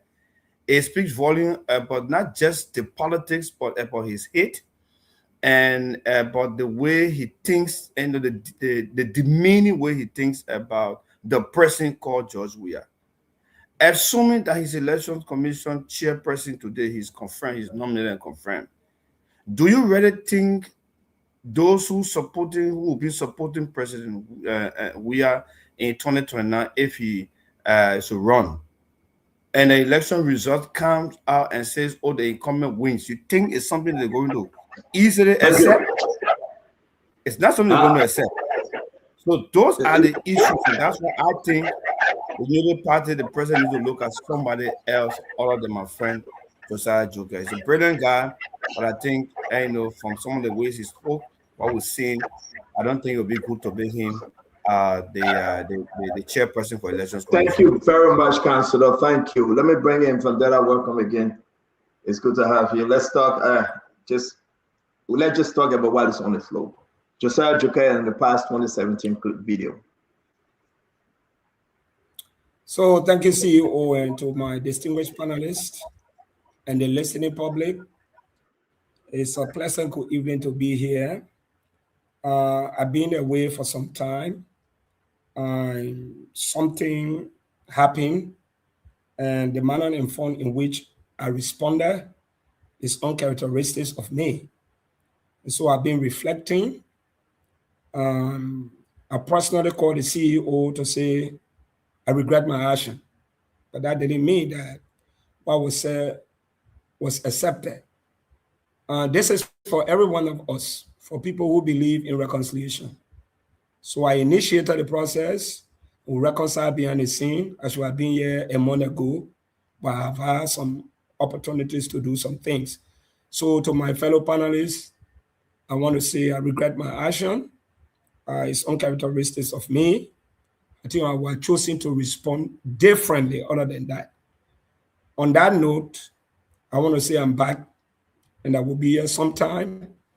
On the issue of Josiah Joker, I don't want us to politicize every nomination that is made because we are all politically sinful. We've been here, some of you been on this platform for almost 2 years. You have said some things that if you are asked today whether you stand by that, you will say no. For example, the former president, he went to go delegate a market on the Dupo Road. I think that was 2019, specifically June 6th. And he said, moving forward, anyone that insults the presidency, you will never walk free on the streets of Monrovia. That was a threat to civil liberty. But the president spoke in context. Can we argue today that when we gave President Weah the presidency and people insult him, they will not walk free? No. People will walk free. We listen to our brothers here. They come here, they say, I personally said that President Parker is not in charge in 2024. Many of you have said that President Parker is incompetent. So tomorrow, if you are appointed somewhere to work, should we accuse you that you'll be biased? So let us go back to Josiah Joker has done at the CSA. He said he made a statement in 2017. What is he doing at the CSA? Is he wanting seditions in the CSA? Is he wanting people who didn't agree with President Parker and they are in government? We said no. So for me, the best person to render judgment will be the Senate. When he goes for confirmation, the Senate will be clothed with the authority to ask him and to see the authenticity in his statement as to whether he still believes what he said in 2010. So for me, it's no issue. He's competent. And let us not also erase the notion that nobody is politically, aligned. We are all politically aligned. Everyone, because the president will never appoint somebody they don't have trust in. So let us be careful and see. Yeah, so let me start with you quickly. We got to go. We got a lot on our plate, but let me say my own. Yeah, I think it will be more dangerous to bring in Josiah Joker for that position. I understand people may say, well, Joe Will was incompetent, though. It's different from saying, I do not recognize him as my president. You ask a question. Josiah, as a CSA boss, whether he was witch hunting or he continued to hunt sedition. Yeah, 9 to 11 members of MCC, Monrovia City Corporation, were dismissed on the order of Josiah. He went after them. He was poor himself, and then we had that conversation on the show. He was advised not to do it. He put it on a code of conduct. We can go other places, Jacob. You heard that story. He was after them. I'm not saying that he came back to government being vindictive, but to say even my 6-year-old cannot even recognize Joe Weah as president, and this is the man that will be deciding and be calling the election result if being appointed, confirmed, and saying Unity Party, CDC, CMC, AMC. I don't think President Barker should go that route because it will have an international backlash. I'm not saying he's not competent, but looking at what we are seeing today and the very aggressive attitude that Josiah had, aggressive behavior in defending what he believed in, especially it will be a partisan appointment, strictly. Now, the question one may ask, Joseph Boaga listened to Josiah saying that thing and he say appoint him, then what that says? Is he just setting the election up for a take? So I think the president being wise, I don't think he should get involved with this wahala. I think he should just back off Josiah Joker. The man have exposed himself, gave him minister job, gave him director for CSA. But this is a big one that reaches him. And if President Boaga takes that action, like any other person recommending Josiah Joker, then they offer the kill. And then I do believe they got something funny and fishy under the sleeve. And then the opposition will be in a position to question the appointment. But one thing you said lastly, I agree. Do we have the senator then I would say no? Because they will be the one to confirm. So we just thought of just sharing it with you. We will watch the appointment process. I know who are on the short list for that position. This week, by God's grace, I will call their names. And again, we will ask you whether this individual coming up to run the National Election Commission will be the best suitable individual to run the commission, because 2029, like Yeke said, that will be hell to pay. It will be about our lifetime.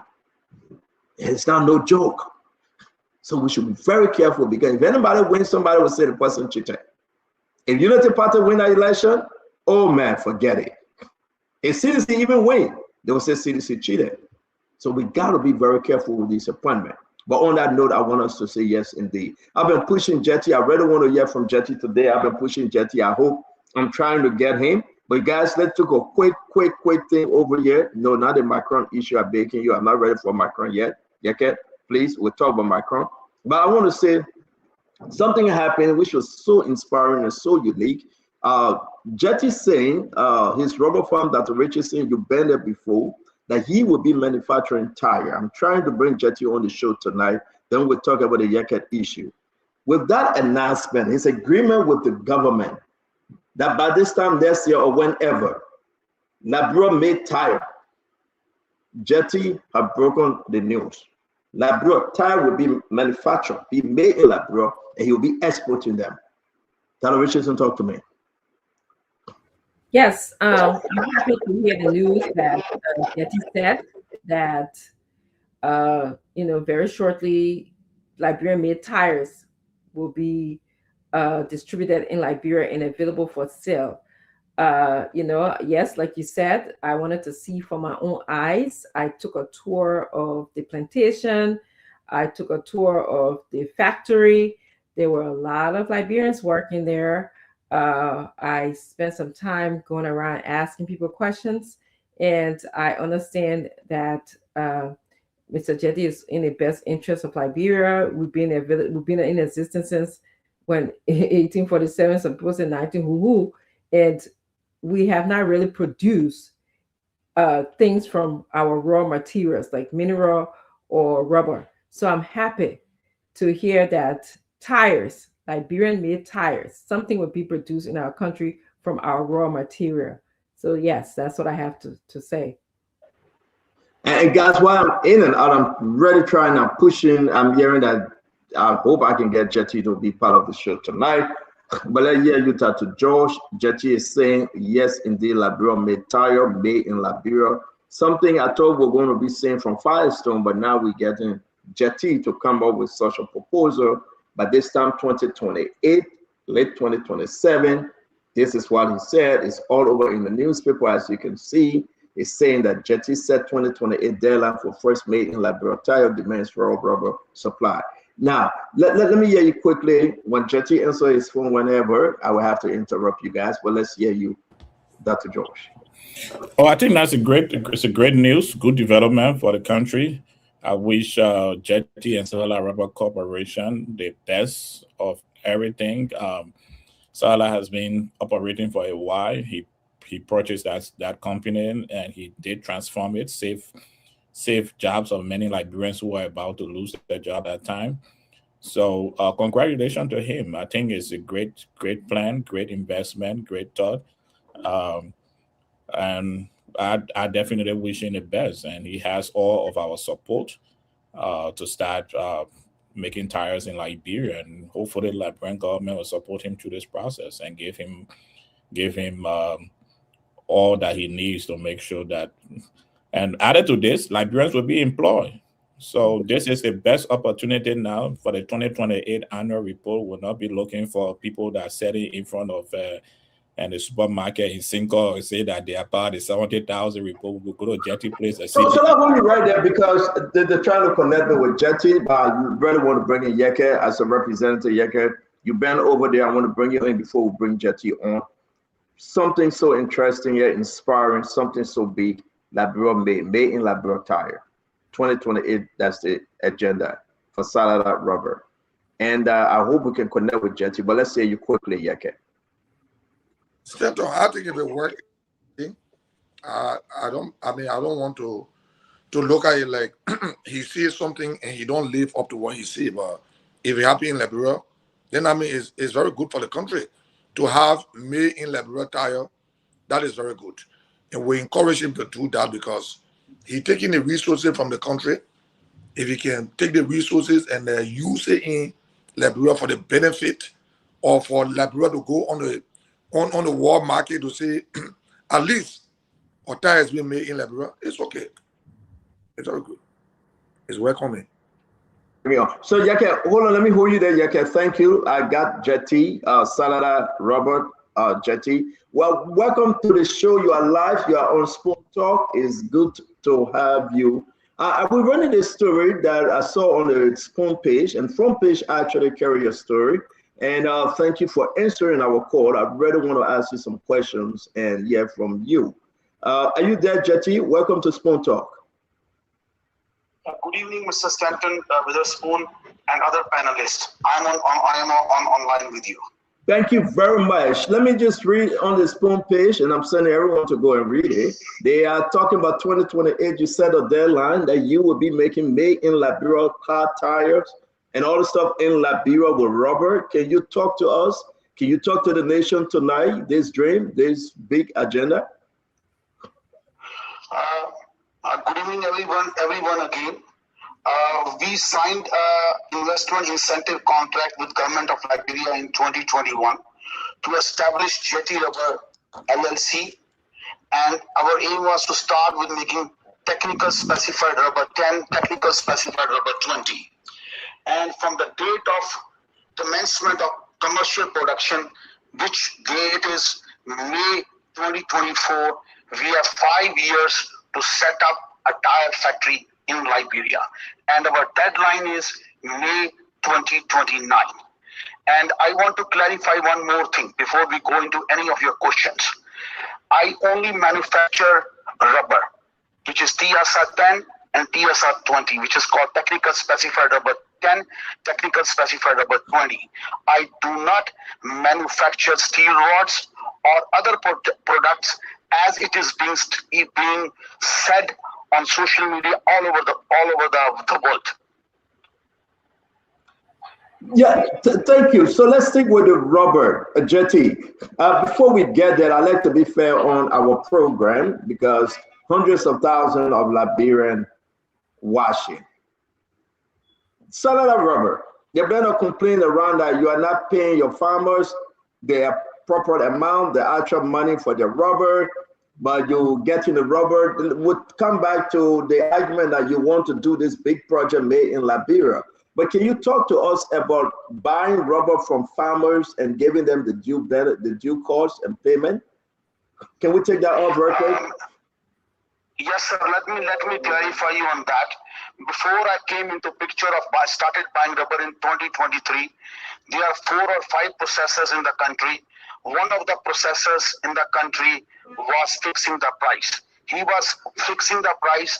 On that price, everybody was buying rubber. After I came into the market, I started buying rubber, started my factory, then the competition increased. Then government of Liberia decided, President of Liberia decided to set up a Liberia National Rubber Pricing Committee. He issued an executive order. A committee was set up comprising of Minister of Agriculture, who is the chairman, Minister of Trade and Commerce and Industry, Minister of Justice, Minister of Finance, Liberia Rubber Development Fund, which is a body which manages rubber in the country, which is enacted by law. Then Rubber Planter Association has a representative. Then there is a representative from the processors. And one of our processors, which is Firestone, is representing on that committee. And they set the price on monthly basis since last year, I believe June or July. And I can tell you today, our price is at par with the other African countries. I can send you on WhatsApp just now the circular which is by the government of Liberia from Agriculture Ministry. Gross rubber price is $690.80, and there is around about $33 or $34 tax.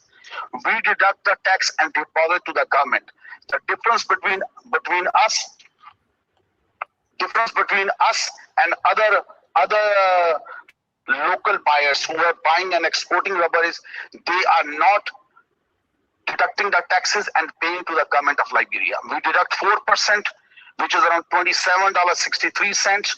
We deduct RDFI fees, which is Rubber Development Fund Incorporated fees, $4.63. RPR Rubber Planter Association Liberia, $2 a ton fees, and we pay farmers $657 net cash at delivery point.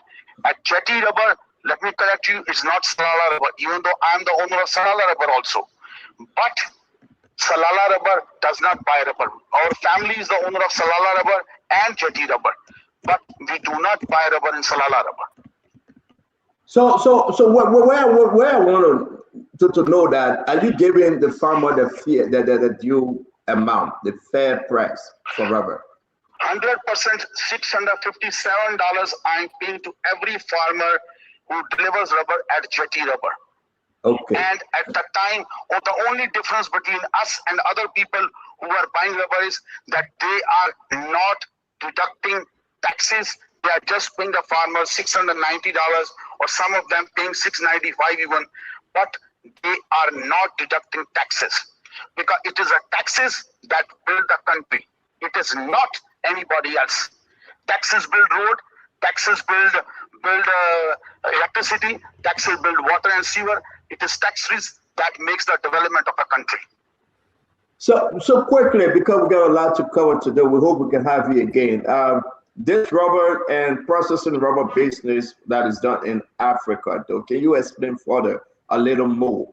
You know, in other countries around within the ECOWAS belt, I mean, your competition. Let me explain to you. In 2020, 2025, beginning of the year, Rubber Development Fund, Rubber Planter Association organized in first time in the history National Rubber Conference. There were guests invited from every coast. And let me say it over here, in 1961, Liberia produced and exported 41,000 tons of rubber. Every coast exported 88 tons of rubber. In 2025, Liberia produced and exported 184,000 tons of rubber. Every coast exported 1.6 million tons of rubber. You can see where we are. And in every coast, there are 40 factories. In Liberia, we have 5. And they have a law which has been enacted by the national legislature. You can check it. They do not export unprocessed rubber. They process everything in Ivory Coast, because when you process rubber, you are exporting and it increases your GDP. Not only that, when you we understand that, Chachi, real quick. Do you have a problem with this government allowing you now to proceed with what you are saying that you want to make tire in Liberia? Do you have a problem? I do not have a problem. My only caveat which I issued on that day when I gave my statement was that when I set up the factory, I'm producing 5 tons an hour. Now I'm expanding, which my expansion will complete by July of 2026, and I will employ another 400 jobs of Liberians. I will create it. And then I will start my last phase, which is making of tires. I can only make tires and run my tire factory if I can get sufficient quantity of rubber, which is around 500 to 550 tons of wet rubber a day. And this is my request to the government, that if you want me to fulfill the dream of every Liberian living in Liberia or abroad, to make the first tire made in Liberia, please give me Jetty Rubber 500 to 550 tons of rubber for 2 years, and I will fulfill the dream. Myself and my family will fulfill the dream of making first tire in the Republic of Liberia. We have done a study. Study shows we can make 4 tires there very quickly. Number 1, truck tire. Number 2, car tire. Number 16. Number 3, that is motorcycle tire. Number 4 is a tricycle tire. Wow. Gentlemen, we hope we can have you live on Spoon. We want to say thank you very much. We got to run. We got a long conversation today. But Jetty, I want to say I hope I can get more information on this. Again, we are looking at 2028, and thank you very much for joining us. Stanton, can I add one? Thank you, Mr. Stanton, and all other panelists. Thank you. I want to say to all of you, I'm trying to bring Jetty in studio. I hope we can have him in studio to have the time to ask him all these questions. Dr. Richardson, I'm coming back to you. Dr. Bubla, welcome to the show. That would be something big, Jetty made Liberia rubber on time. Yeah, I'm excited about that. He's keeping his promise to the government that he's going to make produce tires in Liberia in 2029, and he's asking rubber owners, rubber company in Liberia to bring him quality rubbers. So if you have a rubber farm in Liberia, you should look to contributing to Jetty's processing plant so that you can be able to be a part of this big dream of producing tires in Liberia in 2029. Then I can tell you, I visited the plant where they measure the rubber in order to pay the Liberians how much they own is right in the front of the plant. You can go there. I went there independently. Perhaps nobody knew I was even going there. I saw how they measure it. Everything is like transparent. I could see it. And all of the rubber is right in the front of the company. Before you go to the factory area, I walked to the factory. There were a lot of Liberians in the factory that are being hired every station along the way. I was very impressed with how even the treatment of women. He feeds. I never been to a company, never worked with a company in the United States where they feed me lunch for free. He feeds his employees lunch, and then he also has a feeding program. I believe either after, but I saw a lot of children at the gate, and they were getting ready to feed a lot of children. I went and walked through the rubber trees itself. There's lots of trees. I went there. There's a medical facility that they have for those who are employed with the agency. He also has housing for his workers as well. So I have to say I saw a lot of positive things. I asked a lot of questions, and I was given good answer. There's also schooling. It reminded me, like, Bone Mines a little bit, but on a smaller scale. Thank you. Dr. Richardson, thank you very much. Dr. Bobla, let's welcome you. You wanted to say something quickly. We got to move on to other topics, or you can incorporate this to the topic at hand, or you can speak to whatever. But it's good to have you, Dr. Bobla. And again, you were too late for our appointment, so we left you back. Ladies and gentlemen, we left Dr. Bobla back. He drove all the way here for nothing. We couldn't be with him. Yeah, we told him 1 p.m. He came 3:49 p.m. He was 2 hours, 49 minutes late. We cannot operate. We left him standing at the hotel, and we hit I-95. We left him back. Dr. welcome. So I'm glad you didn't do law. Yeah, you were a terrible lawyer. And you mess all your clients up.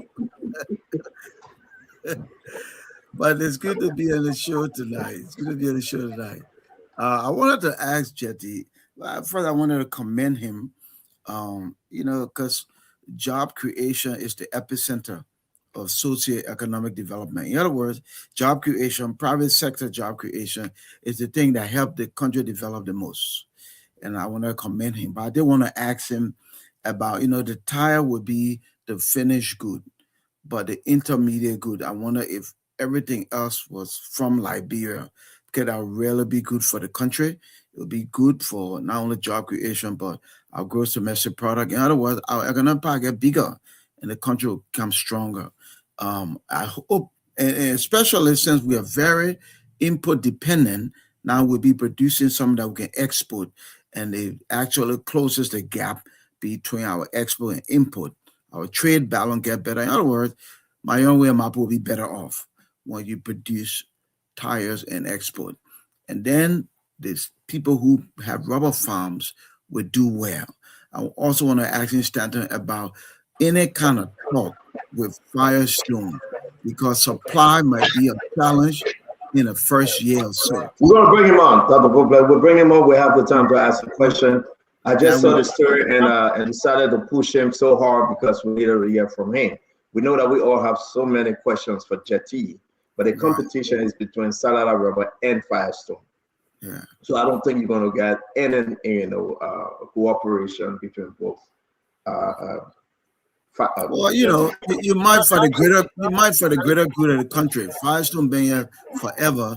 They didn't produce tires here. If Well, and that's what we're saying. But let's leave it there because we got to talk about Front Page Africa and the other one, 1929 or 19 we Firestone produced tire. Yeah, come jetty. Go ahead, Chico. Yeah, so quickly, I know we have a full plate today, but yeah, this is great. You know, trying to add value to our raw materials on the ground. It has all sorts of benefits that the brother just talked about, some of that jobs, and it prospers us a lot, and we're able to be gradually turn into an export-driven economy. That means we can produce on the ground, service our demand, and then export. But like in the CMC, for example, and I'll make this point because my political leader have said a lot about that. You know, this is about making sure as a party, and our vision particularly is to try to expand this to more and more other sectors. You know, rubber is a good one in a way, you know, producing rice locally for our market, trying to export, and some of our raw materials, iron ore, a lot of different natural resources, even fish. So we have a clear vision to try to do more of that and try to make ourselves export driven, try to solve some of the demand that we have here, create jobs, expand jobs. Thank you. And but the best thing here, the best I can tell everybody will be having made in Labrador tire, bicycle tire. Not next year. Car tire, 2028. Okay, they're starting the production. Car tire, whatever tire you want. You know, the Bush Kiddy tire. You know the thing that we used to put the 2-stick in around, we put some water in it. We'll be having that in Labrador too. And then creating more room for recycling as well. From one end product to another, I mean, it would be a great thing for us all. And want to say to all of you, thank you very much. Let's leave it there. I'd like to bring up the conversation I was training on social media today concerning Front Page Africa story. They put out the first paper and say President Joseph Boakai called Macron. Then they put out a second story and say Macron said no. Now, Unity Party was angry. I reached out to them. They told me, said the president never ever spoke to Macron. Never. He didn't even make that phone call concerning the border issue. Today we woke up and we saw this. We saw this. We saw the big disclaimer. Let me zoom in on it. I don't know why Damo put it up like that. I was zooming on it, but you all saw that. And to tell you the truth, people are asking, did she really put out a disclaimer? But thankfully for Front Page, they had a recording that is shared with us. So let's play the recording. I think they already put it out, but let's play this. Well, and so I will come to the border question this way only, because today I cannot talk about this eminently political and sensitive issue first. To be very honest with you, because I need to get some instructions. I don't know exactly what has happened and how France, which your President Boakai seems to have called, French President. I don't know exactly, I don't know what they said, I don't know, but if we can help, like ECOWAS, like AU, to stop the dispute in a way. We are friends of Liberia, we are friends of Guinea, we are friends of Sierra Leone, we are friends of Cote d'Ivoire, we are all friends. So that's very important for us, that I think Liberia has had enough of war, and so we want to support this desire for peace and a diplomatic issue. But that's all I can tell you. Thank you. Thank you. So let me come down and ask that our brother. Yeah, well, what do you make about that story, Vendetta Patrick? Let me come to you first. You listened to her. You read the Front Page newspaper, VP. Who's saying the truth here? Was she quoted correctly, or you think that she was forced to put out a disclaimer here saying they didn't? Talk to me. You read everything. You follow it. VP, are you with us? Vendetta. Let me come to you, brother. So talk to us. Let's see whether you're muted. Are you with us? Yeah. Okay, I'm asking about the front page story and this disclaimer the ambassador put out, the French ambassador put out. Yeah, so CEO, I followed the information today on social media. I don't know the source of information that Front Page Africa got. Remember, it is a reputable media institution in the country. So I don't know whether they will speak on this issue to defend the source of their information. But looking at it as a may, I'm not a diplomat also, but in diplomatic circle, every ambassador is very careful to speak on issue regarding the presidency of their country. She said that officially the president of France has not communicated with her as to whether President Bouaka and her president spoke on issue regarding the border dispute. That is fine. You can be working for your country, but it's possible that the president might have not have called you regarding this situation. But maybe Front Page Africa will be the best people to tell us where they got their information, who gave them the information, as to whether the information was authentic before bringing it in the public. Has the government also acknowledged that the president of Liberia did speak to the president of France when this publication was made? Did the Minister of Information confirm that? So these are issues we need to look at.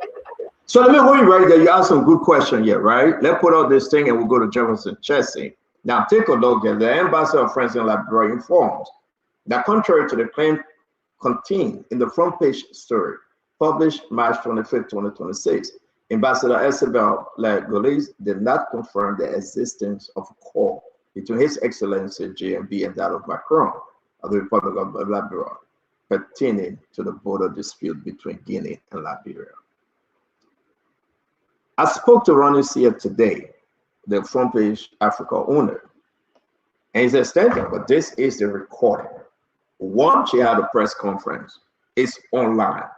So to your question, Vendetta, she had a press conference and she said exactly what is in this recording that we just played. You listen to her. So they were quoting her. That's not my sources, is there. And he shared with me, and then they published it, Front Page Africa published it. The government of Liberia, I spoke to our sources within the government when the story first came out, and I said it on the show on Friday. It says, Stanton, President Joseph Yeman Bouaka have not placed a call to Macron on the border issue. You're very exact. He have not placed a call. So let's just get it straight. Who playing politics here? Jefferson Chesney. Who playing this kind of politics? Why? I mean, but you're right. The government never came up with an official statement from the Minister of Information now, Vendetta Patrick. Pierre never put out an official statement and say Front Page lie, or they are not telling the truth, right? So then people say, well, but then we believe Front Page. But then who forced this lady now to come up with another statement and say, I didn't say when she's on recording that she said it. Let's hear you, Jefferson. Thank you, Stanton. And Stanton, this is why when we keep saying that this government is incompetent and they survive on lies and misinformation. They prey on the gullibility of the Liberian people. And this is why you see we have this kind of diplomatic blunder under this government. You remember, Stanton, when Azedo, Kev, and myself posted or even said that Joshua told the president of France, Macron, and immediately His Excellency President Weah ordered his chief of office staff to put out a statement clearly stating that he has never, ever spoken to the president of France. And you, Stanton, you published it, you talked about it here. Now, when this has happened with the Unity Party under the leadership of Joseph Boakai, a reputable news outlet made a clear statement, and let me let you know, Front Page Africa would not come out with that kind of story if they don't have, a credible source. With that kind of statement, if this government is true to itself, if they were sincere to the Liberian people, if they meant well, the government, through the Ministry of Information, will have put out a statement clearly denouncing that report from the Front Page Africa. But they failed to do that because they want to prey on the gullibility of the Liberian people. And this is the lapse in this government. This shows that the government is in itself disingenuous to the people of Liberia. It shows that Joseph Boakai doesn't even respect the intelligence of the ordinary Liberians. If this kind of statement came up, had it not been, denounced by the ambassador, they would have even supported that statement from the Front Page Africa. That hold you there. That hold you there, Jeff. Thank you very much. Russell, we'll see you on this story. We'll go to Yeke, Dr. Boplay, Emmanuel George, and my brother and friend Jacob. Russell, if the government is silent and they are not speaking, and the ambassador came out and said, no, we didn't say that. Front Page got a recording, and the video recording, by the way, she said it. Talk to me, Russell. Clearly, Stanton, there was some miscommunication going on here. I don't know if it's safe to say it was lost in translation or something, but obviously there was some miscommunication. Someone obviously is not telling the truth.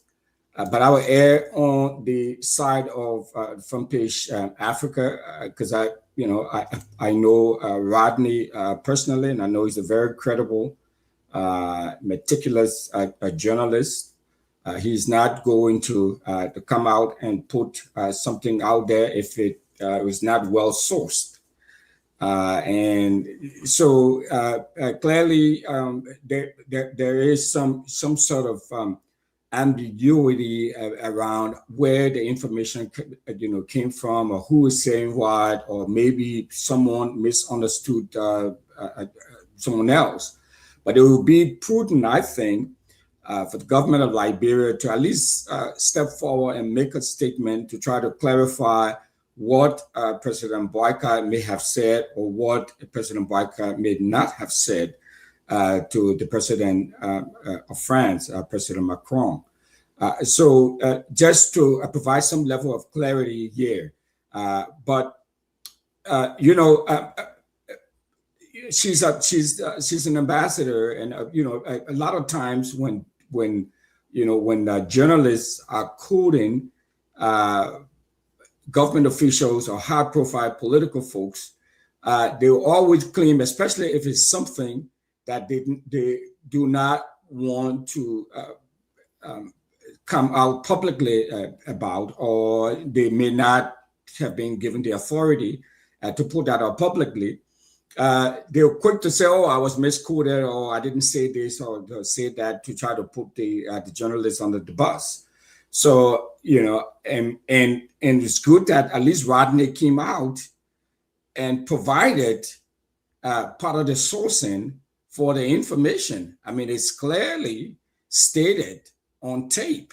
It was her voice. It's not AI generated. I mean, so clearly something is not right. So all I can say, Stanton, is that it must have been lost in translation. But I would love to see the government come out and provide some level of clarity to address this matter. Thank you. Yeke, well, what's see about this story from Front Page? And the government is quiet, and some of them quietly celebrating that Rodney lied, but Rodney came back forcibly and sent the recording, and it's there.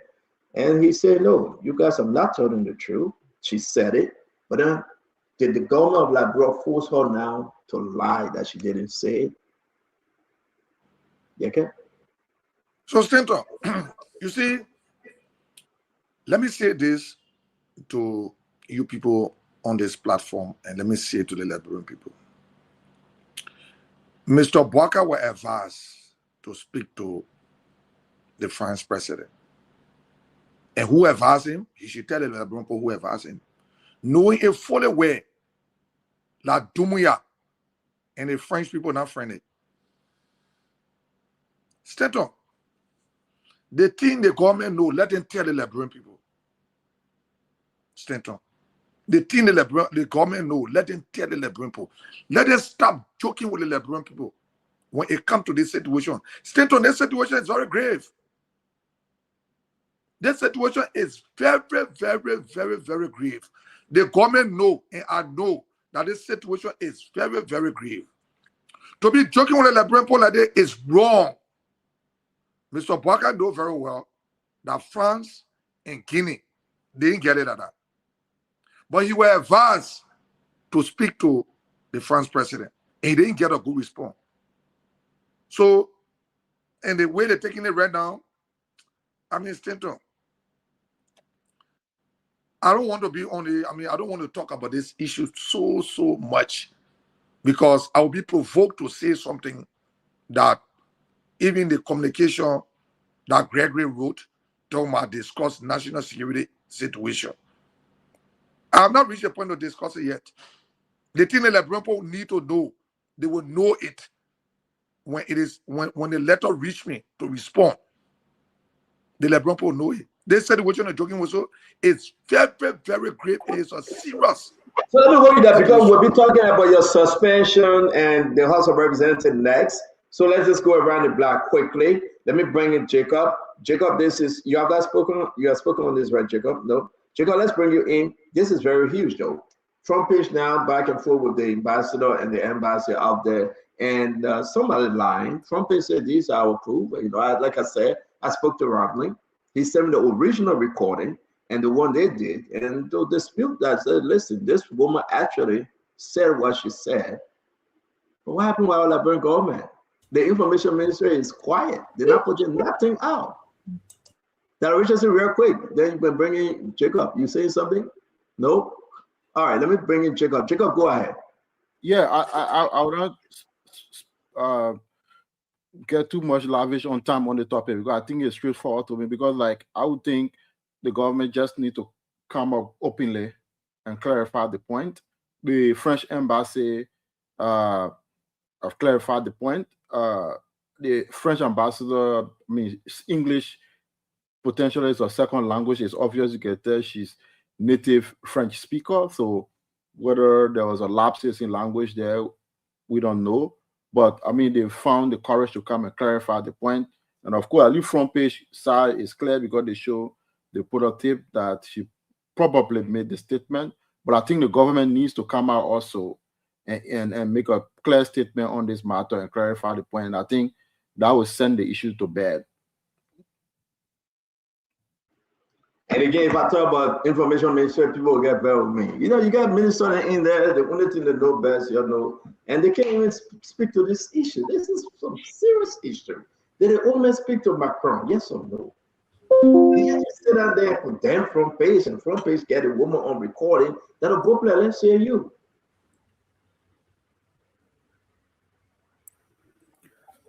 You know, Stanton, in matters like these, like with most things, I think we just go right to the substance. So the substance of the matter is we have a conflict, a border conflict. We're seeking solution, we meaning Liberians. And whatever efforts that the president can make, the government can make, to bring about peaceful resolution is exactly what the Liberian people want.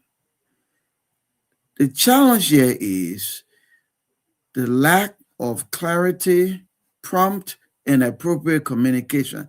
I can't figure out for the life of me why on important matters our government always slows down. This is a straightforward matter. Listen, those who say, oh, the president of France, they didn't want to talk to President Bwaka. That's not the issue. The issue is that our president reached out. We are in a time of conflict. We want a peaceful resolution. I called this president. We talked or we didn't talk. I didn't call this president. Now I'm going to call this other president. We are on a search for peaceful resolution.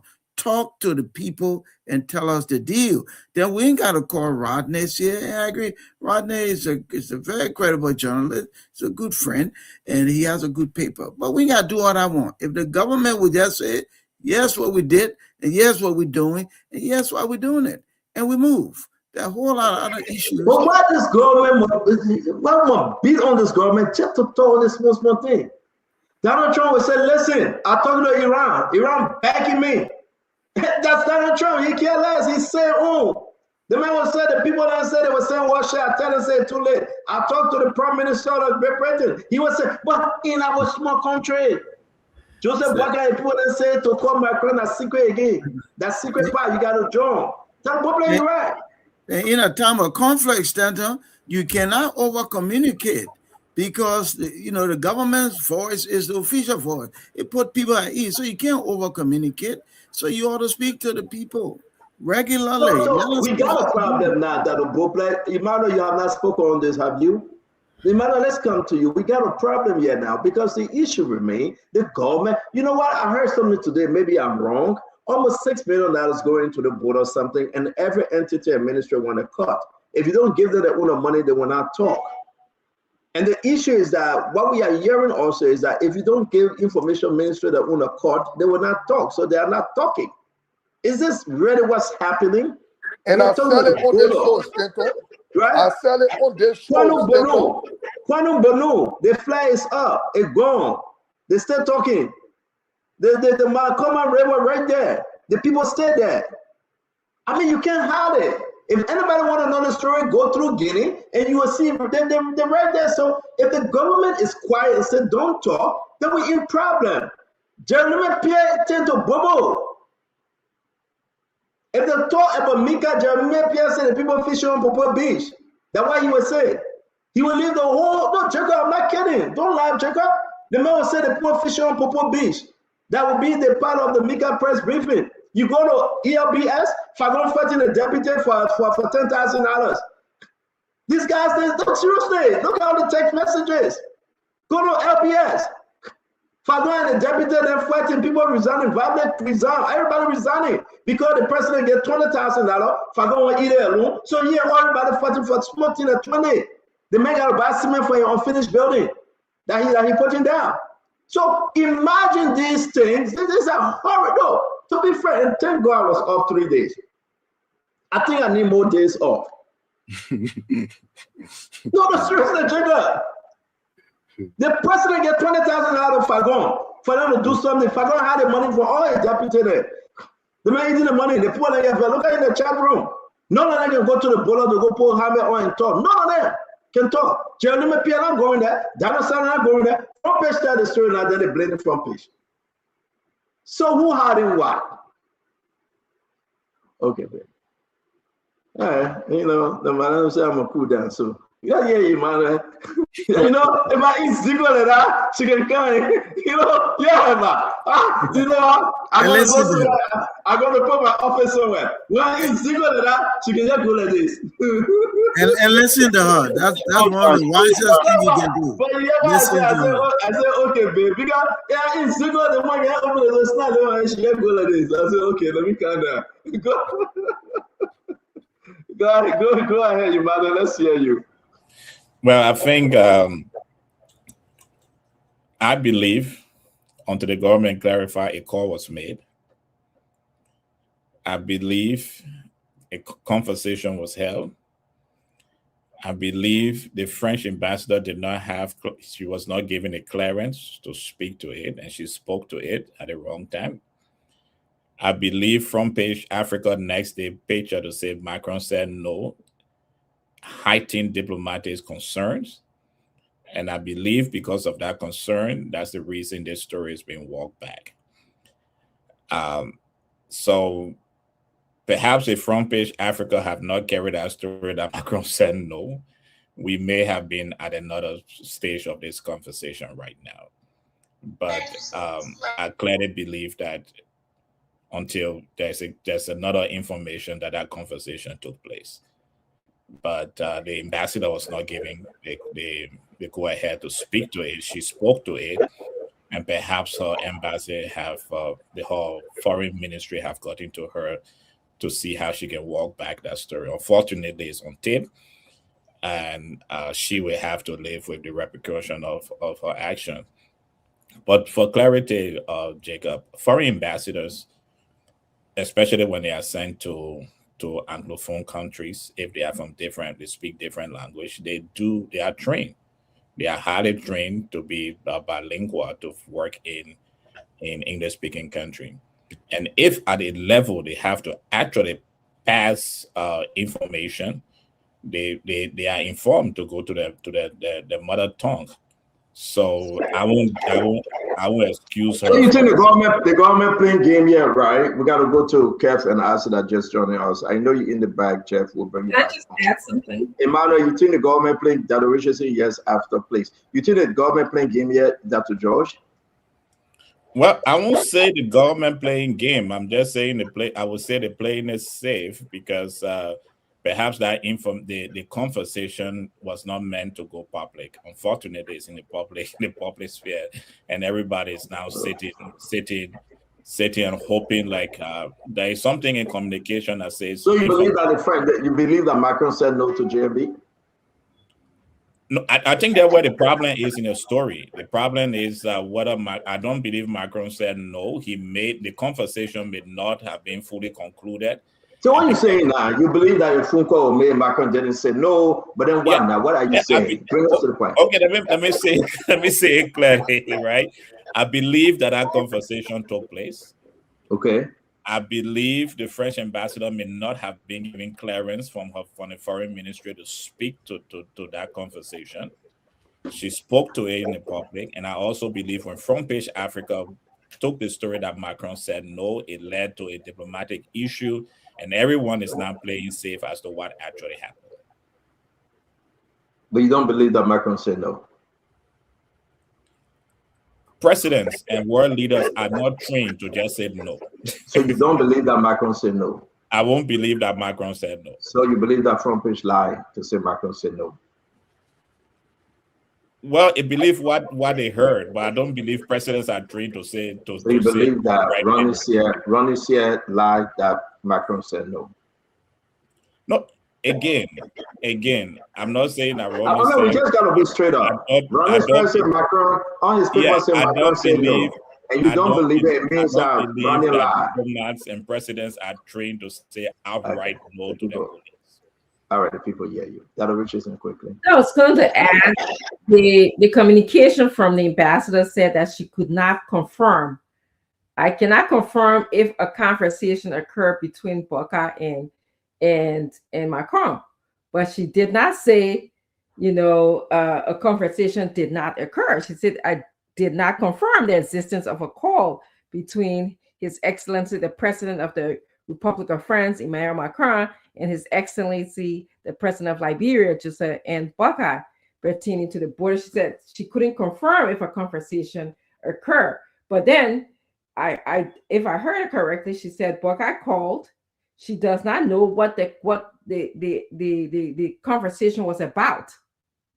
She said that. She said she doesn't know what the conversation was about. However, if they could help Liberia, they would do so. That was basically their nature to do so. The thing is that she been diplomatic. She playing game. Correct. She did say. She said in a recording, she know that they spoke. That's what she cannot speak to what they spoke about. Correct. And then we say now, yeah, she put the nonsense of a statement out to say she cannot confirm. Confirm what? You already say you spoke. So yeah, that's they think hard.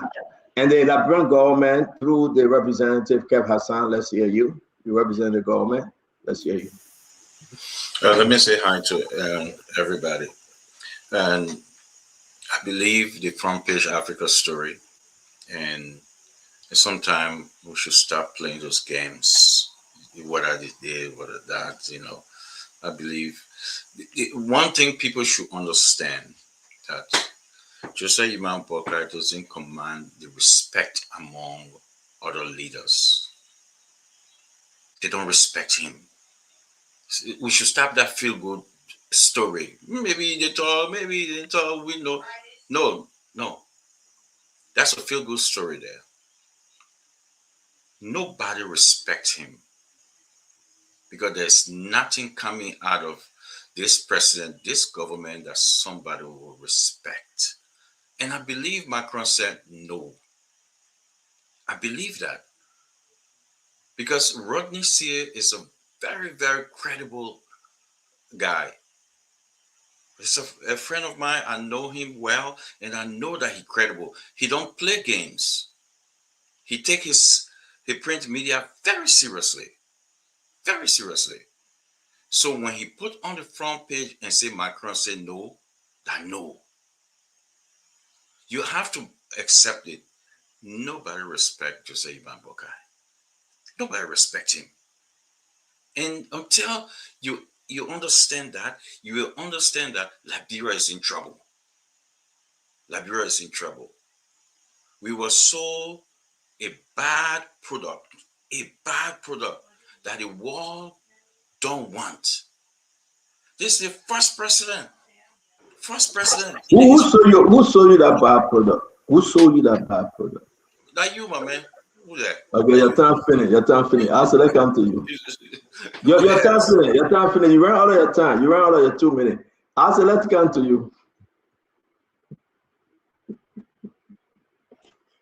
I tell mute. So, Kev, thank you.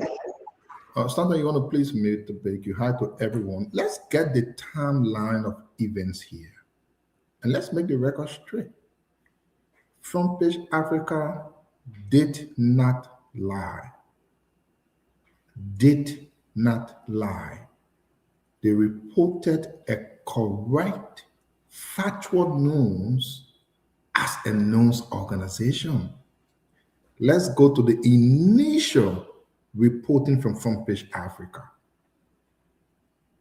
According to sources, yeah, actually, I want that one. Can you send it to me? I was looking for it. The first paper, not this one, right? Not this one, right? Yeah, no, not that one. Please send me that first one. You're right. Talk to us. Go ahead.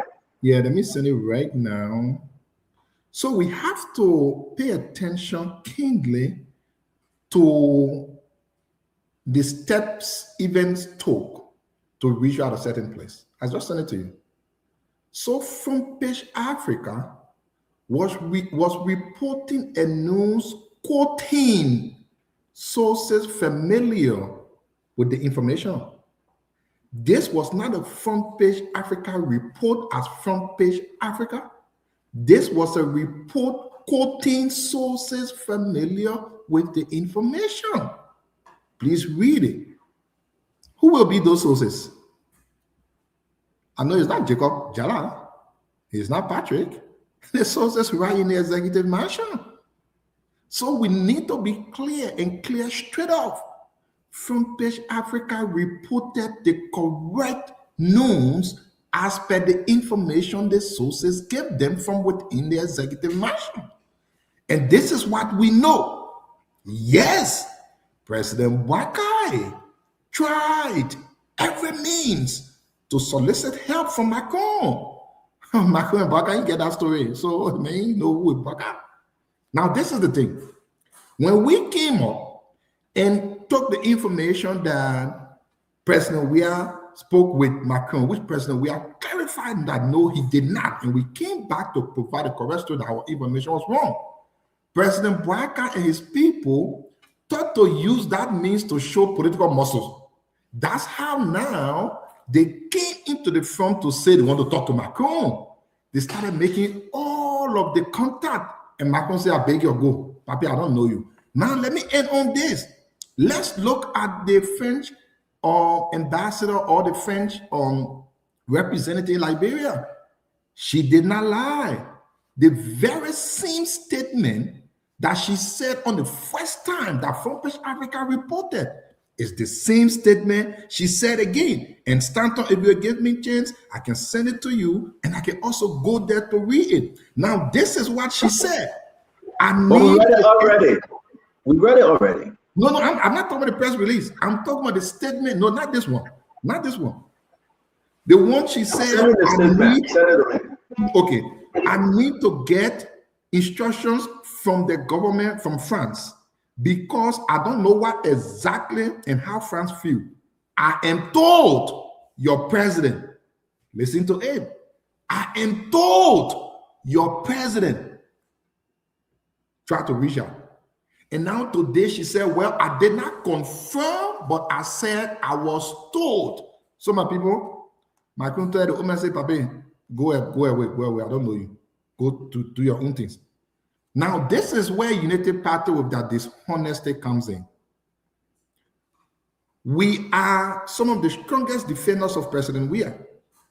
When we put out a statement, President Weah came to clarify it. He beat on us. When he even called on the phone, he beat on us.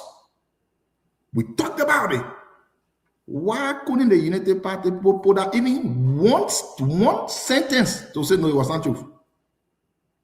Anybody here who know why the United Party shut them up? Go on Mika website and see how many clarity United Party has provided. Why you think they could not even give one single line of saying no, Front Page Africa, you lie, this is not true. They waited until today. Now they say, oh, no, we're not part of the United Party is a scam. Oh, it's a scam. They got no international connection. They got no clue how to solve things. And the only thing they want to rely on, oh, since Front Page Africa reported it, they will just shut our mouth. They just go. So that we can't find. Now it turns out clear that they say, no, we are not there. So my people, don't be fooled. Front Page Africa reported the correct story that we know of. They quoted sources within the mansion, not Front Page Africa doing investigation. In addition to that, the French ambassador said she was told. It's on Front Page Africa, go and read it. She was told, not that she was confirming. So the story is the same thing. Nothing has changed. We wanted to be sure our people got it. And you can see how dishonest this government is. Any serious government will come to clarify that, you know what? This is not truth. We are talking about country and country. You say our president spoke with another president, which is not true. Why didn't they clarify? Mika ain't got no money to type anymore to clarify it. They ain't got no data. I think the government needs to embrace a little bit of honesty. It's bad. Yeah, I don't know where Stanton went, but if I can Stanton go talk to Jeremiah Kun. He's coming back to change. I'm not going to get involved in that, but I want to just add to something Dr. Barbara was saying, that, you know, this is the opportunity for our government to speak frequently to the people, you know, to avoid this kind of miscommunication or misinformation or panic among our people. This is also a time in speaking to the people. This government can present and preserve national unity, whatever national unity we have. There will be an opportunity for them to do that as well. So, and also just demonstrate leadership, period. Leadership, that's it. But I believe that since I wanted to, I don't know what conversation you wanted to move on or what topic you wanted to move on to, but there he comes. Yeah, I'm sorry for that. I'm sorry. I really want to hear from Councilor Gouye real quick, Vendetta. Let's just swap you a Gou real quick. Let's hear his side, and then we'll bring you back. You have not spoken, Councilor. It's good to see you back on. Let's just talk about the front page story along with the government of Liberia quickly, then we'll get to Yeke Kodoba's story. I hope we can get to the Putu Mountain. Sir Joseph is a political leader now. The Uncle Sam update and Samuel Tua in court. Francis Yomanin is on a major investigation concerning the border issue. We'll incorporate that with the Yeke story, guys. We got a lot to bring to you today. Be patient with us as we give you our best. Councilor Gou. Thank you, Stanton. Like all of us are giving our perspective and individual opinion on this issue. For me, I read a newspaper and then I read a disclaimer today. And I don't want to say, I don't know why they put their disclaimer. Because I cannot remember seeing a story where it was attributed to the ambassador, right? That she must have said X, Y, and Z for which she has come to disclaim. I think maybe they would just say clarification that would have been better. But because the statement says he did not confirm, it doesn't mean that there was no conversation. You do not confirm, it's mean that yeah, there's something will happen, but I can't confirm that it happened, or I cannot say what happened. You know what I'm saying? So I don't see where the disclaimer coming from. But I think for any reason, I know our government. I know the guys. If they have something very strong on, by this time they'll start talking. They'll be talking all over the place. Yeah. But when you see the quiet about it and stand don't have to go into the back and call somebody and they say, oh yeah, so it tells you that something is on there, and the story that Rodney gave, there's some true about it. Not to the extent that the president of France may have said no, but to the extent that there was a conversation. And it's just that people need to dig deeper as to what the conversation was. But for looking at everything, I think there was a conversation. But for me, I can't say whether he said no or he said yes. Probably the conversation is still ongoing. But the guys, they need to, and that's the thing about talking plenty, and everything come up, you want to talk, you want to defend. Now, when the right thing comes for you to talk, and you don't talk and post it, oh, but man, you're hiding something. That's it. So I hope they will learn from this one. Thank you. I think I'm discouraged. And I'm going to do this real quick, guys, and we'll bring in the Yeka story. Do we have information minister in the country? What's the work of that ministry? What's the main function? What's the main purpose? Maybe they just take 3 people to answer quickly. Because, and Jacob, you worked there before as assistant minister. I didn't know till I put on my research, and you worked there before. You were hired, and under Madame Salif, I heard a lot about you when you were there. So, is this information ministry now different from the time you were there under Madame Salif? Well, what's going on with Jeremy Pierre Daniel Sanders and the leadership that they are so muted on a lot of national issues, and the people have to dig around and we have to break news? What about this secrecy, Jacob?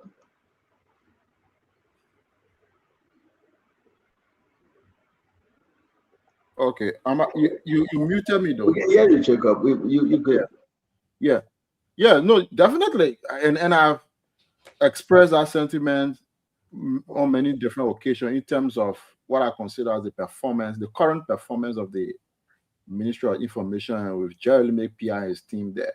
I think they've been doing a poor job so far in terms of communicating to the public. Now, Stanton, the thing is that, when Madam Salih was in charge and the way, information ministry was run, and in fact, the entire information infrastructure was run, the demand now on timely release of information is even 10 times more than it used to be like 10 years ago, right? Because on early, the internet, the digital media are now exploded to this level, right? Now, you know that it has exploded. People are in search of information travel a lot. Before those days, you still have radio station. The Ministry of Information will write a press release. It goes to the editor. The editor takes the paper or the news, and then you wait for the news bulletin to come out 3, 4, 5 hours later before it comes up. Or the newspaper got to go to bed and inquire, wake up the next morning or front page. It doesn't happen anymore like that. So information is fast-paced. And I think PR and the team there are not able to keep up to step with the fast-paced and the fast-moving nature of information dissemination today. And I think they are off the pace on that. So again, it could be a lack of capacity, or they may need to do a little bit more training. They may need to be able to build more capacity.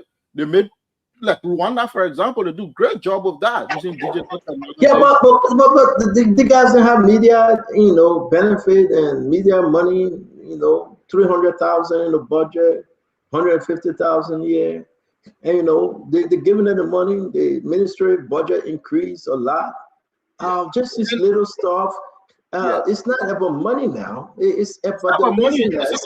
It's about the listeners at the ministry that everybody chasing the young girls then. Everybody trying to play it safe. That's my thing I'm saying. And, the people are not working. They maybe are health issues. Some of them are sick. They got to go to bed early. They got pressure. They got sugar. That's my saying. We are not saying, I can get very Eugene Nagwe. But we are not saying that Eugene Nagwe on a unity party government can't. And people can tell me what I'm wrong, right or wrong, right? Jerome Pierre is just, complacent with the environment. Like, he just he care less. Whether people talk or whether people ain't talk, and people like the guy. People respect him, and I like him. But this issue about you're not saying it, and it will just die down, and you will get a picking up Fafada to go on WhatsApp and Facebook and tag for you and say, hey, the minister said, hey, it's not happening. People are getting frustrated with information ministry, though. Exactly. Instead, I'll make one quick point, then I'll just shut up, and then we can move to other people. But you see, even the temperament, Pia, even the temperament, right? He disappears when the public needs the news. They after a very hard try, everybody pushing hard. When he comes, it's another disaster. For example, and he gets angry and he doesn't communicate. He will lose his cool and all that kind of thing, psychologically and all that kind of stuff, which is not a good thing. I mean, look at the last statement he made about he was very cheeky and dismissive to the population. People are asking for clarification with the government what's happening to the border. And the elected man said, if people don't want to put get together and go to the border and go carry weapons. So that's who you right there. Again, that's who you right there. We got to bring in Yeke and this whole thing. Guys, I want to say thank you for hanging with us. But I think Jerome Pierre, maybe this thing too big for him. But Donald Sanders is quiet now. He's not causing no more senator or representative no more. He's not cussing anymore. But he did it before. He called Mr. Kwame a political dwarf. He calls a hustler. He called people names. He's not insulting opposition politician. A very unprofessional thing to do. And Donald Sanders, like I said, I spoke to him like last week or so, and I told him, so man, you got to revamp, change something. You want money to increase the media intelligence from 100,000 to 300,000. When the government know what you're doing, and nobody at the border, nobody saying anything. It's a kuku jumuku, all of you just hustle and go solo dumbo and go eat fufu and sit down and chill, and all the young girls that come because what some of the guys that weapon in America, I'm sorry if they listen to me, and they just do their own thing. How can a man live in Liberia for 1 whole year and his family in America and he can't kind of see his family? But let's leave that one alone. I see my brother Russell saying I'm gonna leave it. So I'm not going there. That's their own family affair. Maybe the women that love it, but that's okay. It's not condition holding them. They choose to do that, And all this whole yama now, we have come to a place that they got enough talking. But again, I talk my own, they talk your own. Front page coming up tomorrow and say the embassy somersault. And that front page story tomorrow, the 31st, the last day of March.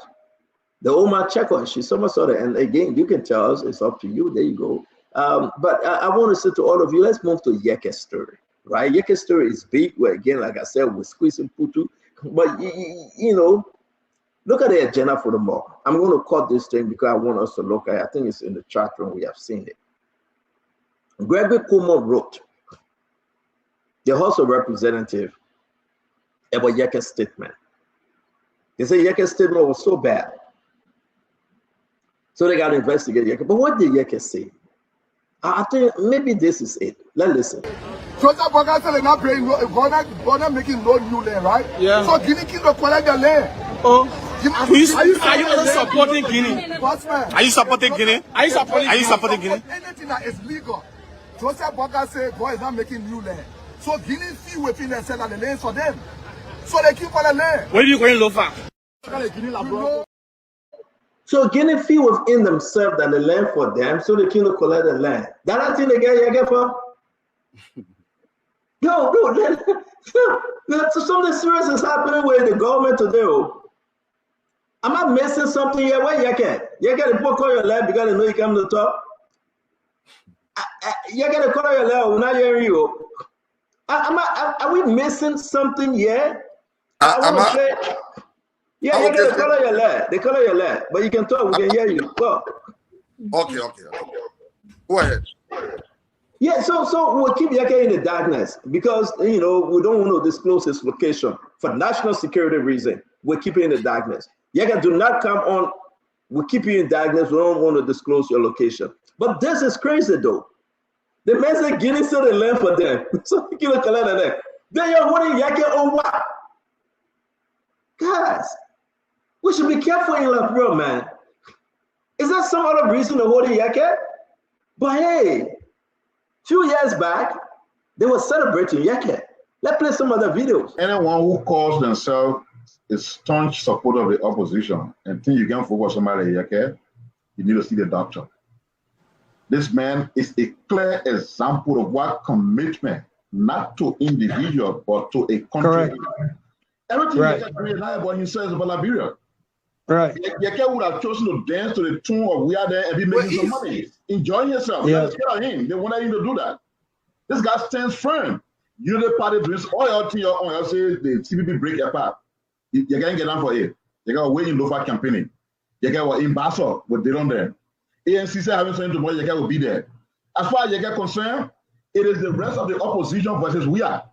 Yeah, you're not going to say, you're not going to say I'll be going to Unity Party team or the Body Party team. I will not go to the one when you just see Bala here. All the kind of person you get. The message you must be insane, you must be mentally deranged, right? You must be crazy, man. You must be the highest class Zoko if you don't vote for Yeke. They say Yeke. You say you will vote for Yeke over your mother, or what you say? You say you will vote for Yeke over a man in a park. Even a man in a park died today. You will still vote for Yeke. He not went to the funeral. Can you imagine madness? But hey, ain't stop yet. Let's move to the next video. The man of the day, the lone soldier in the House of Representatives, very fearless man.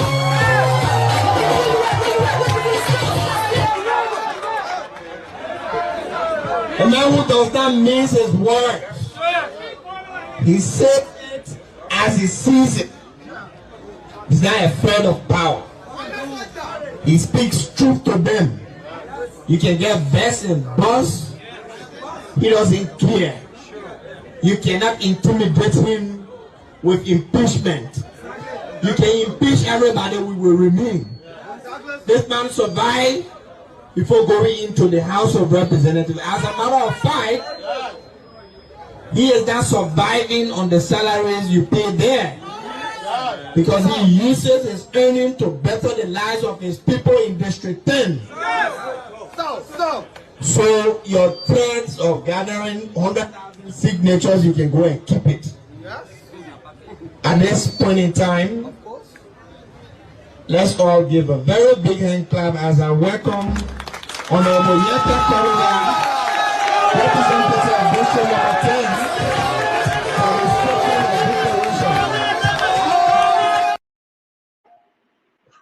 So you're gathering vote impeachment. What I say, you're wasting your time. The man's a no soldier.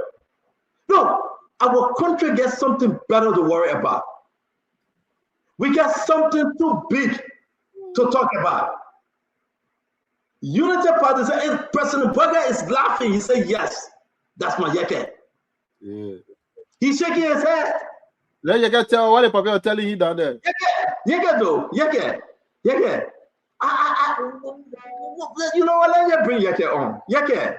Again, I think the government owe you an apology. The government owe you an apology, Yeke. Kenton, you know, we have a serious national issue. Let the people leave me alone. Because what I get, when I put it up, the country will shake. They talk about national security. What I get is more than national security. I want the government to start distracting the Liberian people with investigating humanity. That's not the issue. That's not the issue. It's not the issue. The real issue that I know and I get. Stanton, I want to encourage the government to solve the issue with Guinea. The issue is very grave. It's not about humanity. It's not about the land. It's not about money. The money, the land are just 30% of what I know. Stand on. They need to stop. We all pray for Liberia to be okay. I made a statement and I had my opinion to make on this issue. On the 16th of March, Kula Fofana put out a press release from Mr. Boakai claiming that the land claimed by Liberia. She not said Liberia land. She said the land claimed by Liberia. State on the public, leave me alone. What I know and what I get will shake their country and it will be very bad. They don't want us to talk national security issue, right? I will not talk it. They will not bother me. Let them solve the issue. Let Liberia be at peace with Guinea. Guinea and Liberia have been at peace. Do the Liberian people want to know why President Dumbuya gave Mr. Boakai pickups? The Liberian people want to know. I will say it when they push me. The Liberian people want to know that $1.4 million that traveled from Guinea and passed through Sierra Leone and were arrested here, who it was going to. The Liberian people want to know. Stanton, I want to be in peace. Going forward from today, I live on 19th Street. I stay in my apartment. I will not leave my apartment after 5 o'clock. My life is at risk. Because Mr. Boakai know what I know. And I don't want to be pushed to say it. But Stanton, you know at the end of the day, I will have to tell the Liberian people my side, right? And what I know, right? So let them go ahead with the investigation. I'm waiting for them. I would not be deterred by anything. I will speak at the appropriate time. Maybe you, Stanton, would not give me the audience to be on your show to speak, but I will speak at my base. Then the Liberian people will know why up to now your journalist, you, Stanton, your journalist not reporting. The Liberian people will know why your journalist not reporting. But why the journalist not reporting? The man broke your phone, we just bought the man new phone. Man, and you get to send to the man, confirm that I sent your phone. We just bought the man new phone, and he said journalist not reporting. But you gotta stick to the serious issue, right? This is very, very concerning, and Liberians really need to know. Let's get everybody on opinion on here. That's what Rich is saying. I think the government courting, President Boakai courting the lawmaker by the House of Representatives, $3.8 million would be wasted, right? To vote Yeke out to impeach him and call for another election that will run into another $3 million, wasteful money. The government just get all the useless money to spend around. Guess what happened? If Yeke is back on the ballot, and Councillor Gu would tell us legally he will be back on the ballot if he chooses to, that would be Unity Party versus CDC by election. And I can say to everybody, it will be bad for Unity Party. Because if Yeke wins the election again, it will be a useless fight, almost $7 million. And then for the very first time, Unity Party, if they are not careful, they will be defeated massively to bring Yeke back to the Capitol building. Let's see how you do. Do you think the government get any serious priority to handle them playing kakaleka around like they were dancing the more we get together? You know, are these a serious priority? My friend is your friend. The more we are together, the happier we will be.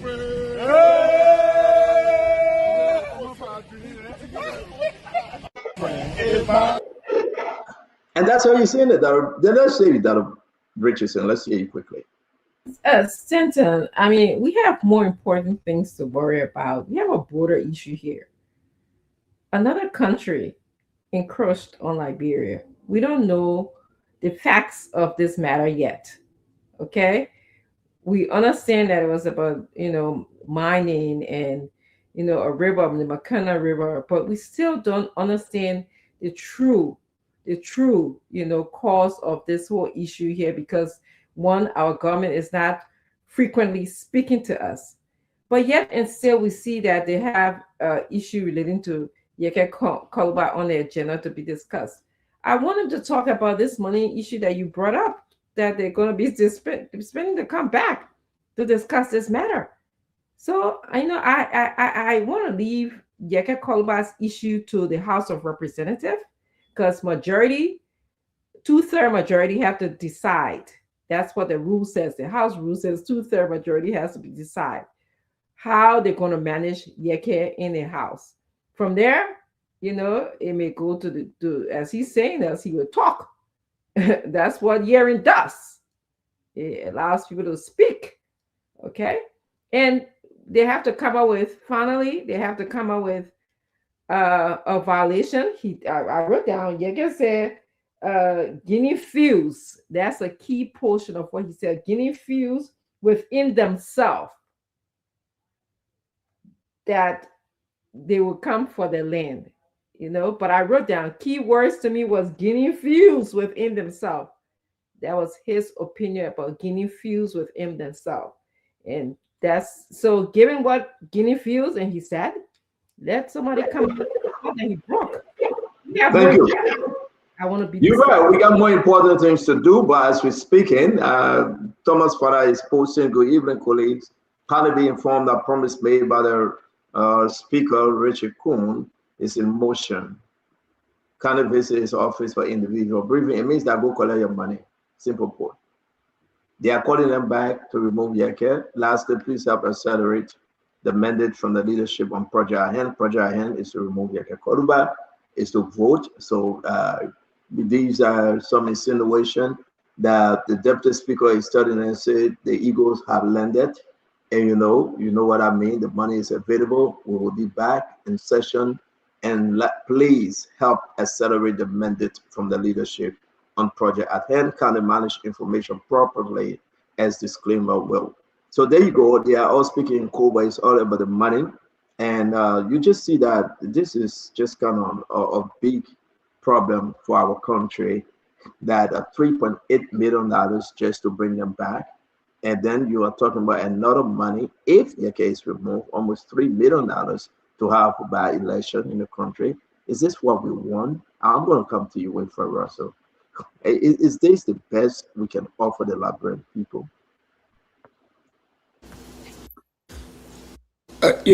Stanton is shameful. It's really shameful. We have these monumental issues, national issues to deal with. And you have, and it's not because he's here. But we said it the last time. I said it the last time when this topic was brought up. There are many other things that the legislators who are out there could be doing, or the national legislature as a whole could be doing. Then being focused on trying to silence one of their own. I'm not sure if we have a constitutional provision that even allows for that. But even if we did, I mean, even as a lawmaker, there may be things that others may not, want you to say, or would not like for you to say. But it's your right to say those things. It is within his right to say those things, Stanton. And it is shameful to see these guys. I mean, clearly, these guys are a bunch of jokers. I mean, they have nothing better to do. They don't know, as we say back home, they don't know A from Bullfrog, many of them. And to be spending our money the way they were spending it, and to gather in this sort of juvenile way, it's just it's embarrassing, and it's just shameful. There's no reason, there's no grounds to impeach, remove, silence, Representative Koluba. I mean, they can, if they like, they can, and apparently they may have done that. They have their own rules. I mean, they can decide, hey, you're not going to be assigned to any particular committee or so. It happens even, in my council, there was someone there who we censured, one of the council members, and we took him off a committee. So those things happen, but there's no provision where we can move a council member, we can move a lawmaker, based on our own whims. and desire just because we don't like him or we don't like what he would say. It doesn't work that way. It doesn't work that way. Again, I really want to bring in the counselor, because you work at that place, the Capitol building. Thank you very much, also. I want to bring in Councilor Gu. You work there, Councilor Gu. But I don't know how you explain this, right? Let's look at A. This is the agenda for the month, right? 1, 2, 3, 4, 5 business on speaker debt. A. Communication from Honorable Gregory Coleman, Inspector General Liberia National Police, against the conduct of Honorable Yeka Kodoba, raising serious concern for national security, public safety, and state stability. The communication from him, shouldn't the communication, I mean, our expectation maybe us what were the Justice Minister, but we are saying that, all help me understand. And I know they can take a vote, fine, it's okay. But should we spend almost $7 million on this process? If that would be the only process, is it helpful, Councilor, for the sake of the country? Talk to me. Welcome. Thank you. Now that the agenda has been confirmed by the press, the secretary, the press director for the House, we can speak now. Sorry for the poor quality of my voice. The first thing, the communication from Greg, I hope I can read that communication, because I want to know exactly what the issues, what are the environments contained therein.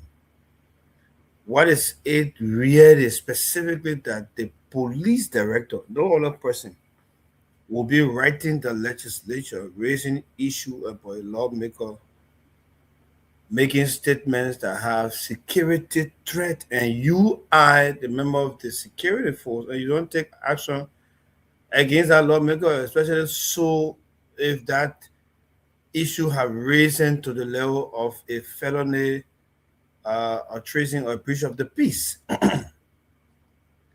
So what is it really? Is it that the statement he made is a misdemeanor? Secondly, why is it the director of police and not the Attorney General of the Republic raising an issue on behalf of the national security, because he is the chairman of the joint security?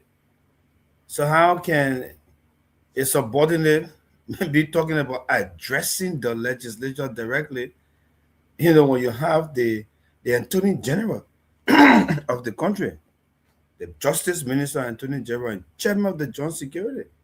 So I'm a bit confused, except that maybe that letter will say by directive. I don't know, but I'm a bit confused as to how you address the legislature. I want to know first thing how the letter was even written.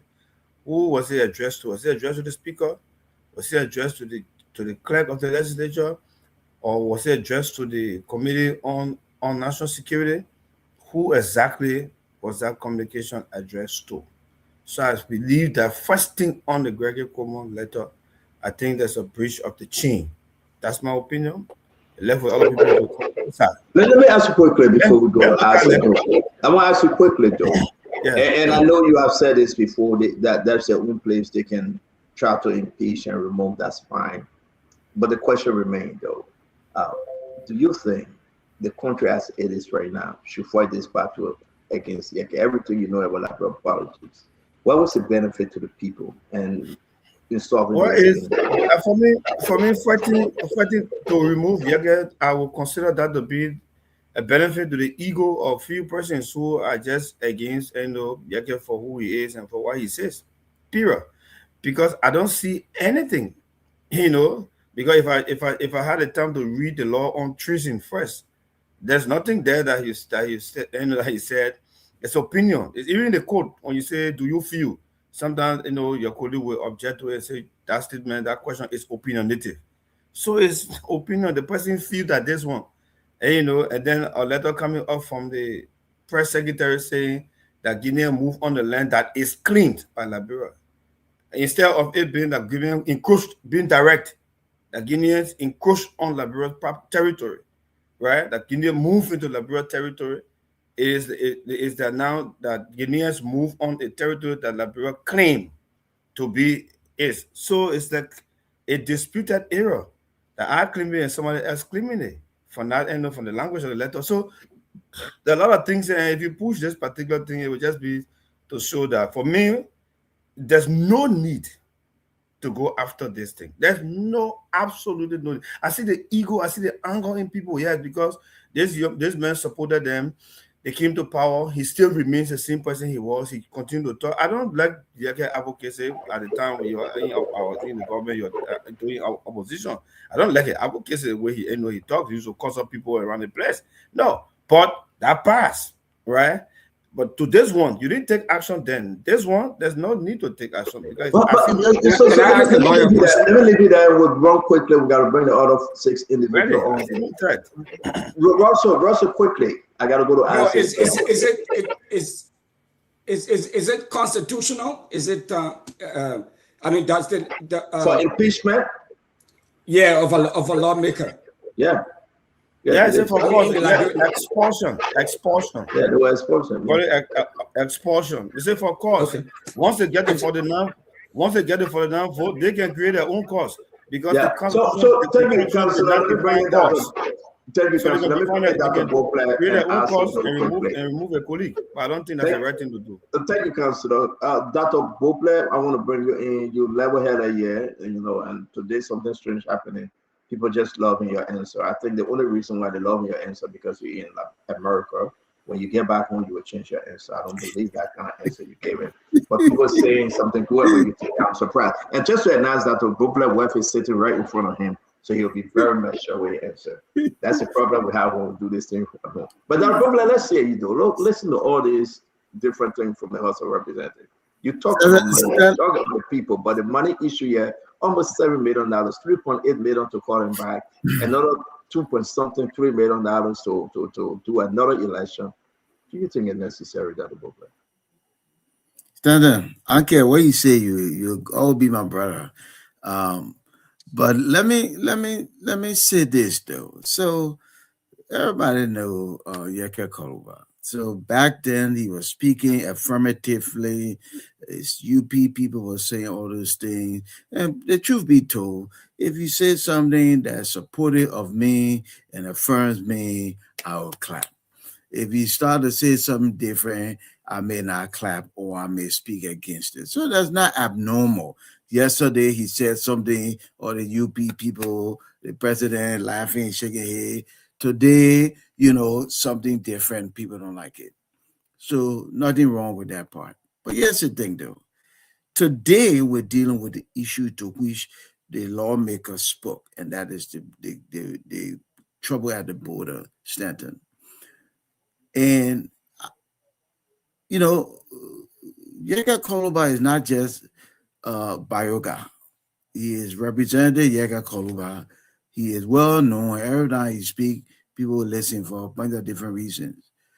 So, honorable lawmaker, sometimes not what you say, but how you say it. So, if you say, I think it's different. If you speak in a way that says, this is it, then it sounds like you are affirming what the people on the other side, meaning the Guineans, said. I listen to all your comments, though, and I don't see anything that rises to the level of even censure before we talk about expulsion. I don't see anything that rises to that level. So I don't see that the lawmakers should convene to try to put Yeke Koluba out. What I would say to the lawmaker is, watch what you say. This is a time of conflict, and you as a lawmaker statutorily are expected to stand in solidarity with your country.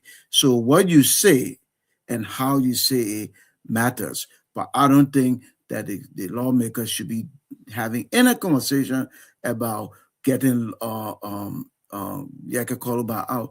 This is a critical moment. We ought to focus our energy and our resources on this border problem. And Stanton, if the lawmakers are getting paid to come back to talk about this matter, it would be very egregious to the people of Liberia when the Minister of Education keeps saying they ain't got enough money for the schools. And I think we as the people should raise our voices with a righteous indignation, because it will be so wrong to take poor people's money and call lawmakers. First of all the lawmakers can afford to pay their way back to come to do the work they need to do.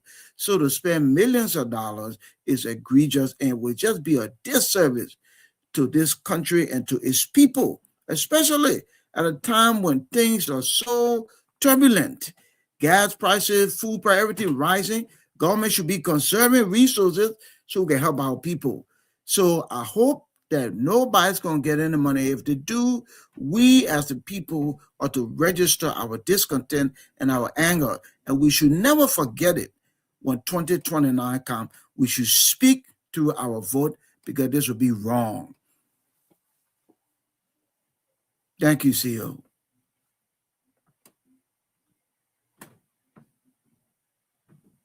Dr. Boblet, thank you very much. I'm laughing because, let's just pause the Yeke issue for a second, Isaac.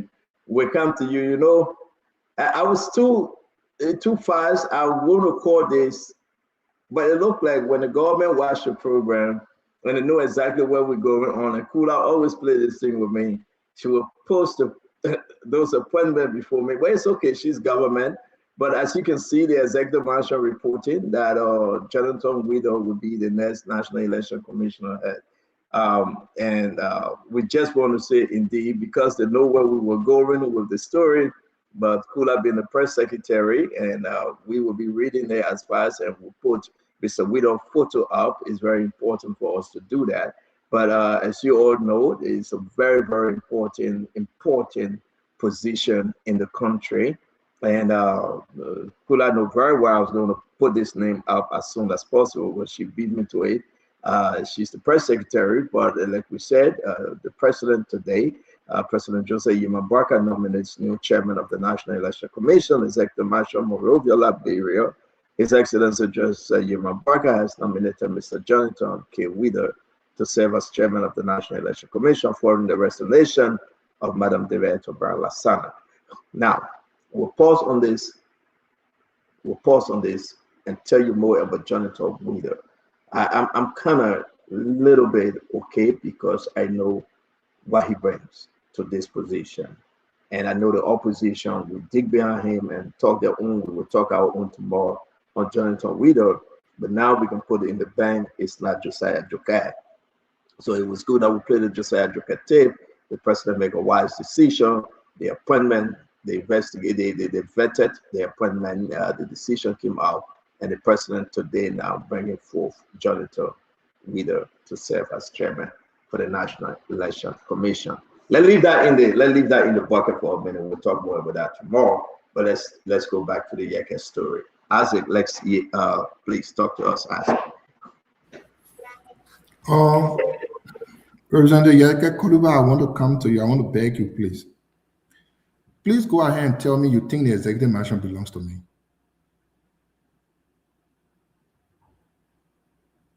I will do that very soon. It will be done. Thank you. I want for Yeke to tell me he thinks the executive mansion, the executive mansion, it belongs to me. They will go with Moonfin. That's the reason. Don't you see how unserious our people are? I mean, even the children that are in K2, they can be jokers like this. Don't you see how unserious the people are? We have a serious issue at the border. The lawmakers have not had one public hearing to ask officials who should be in charge of border security on what is going on. They have not asked the chief of the Joint Security, anyone.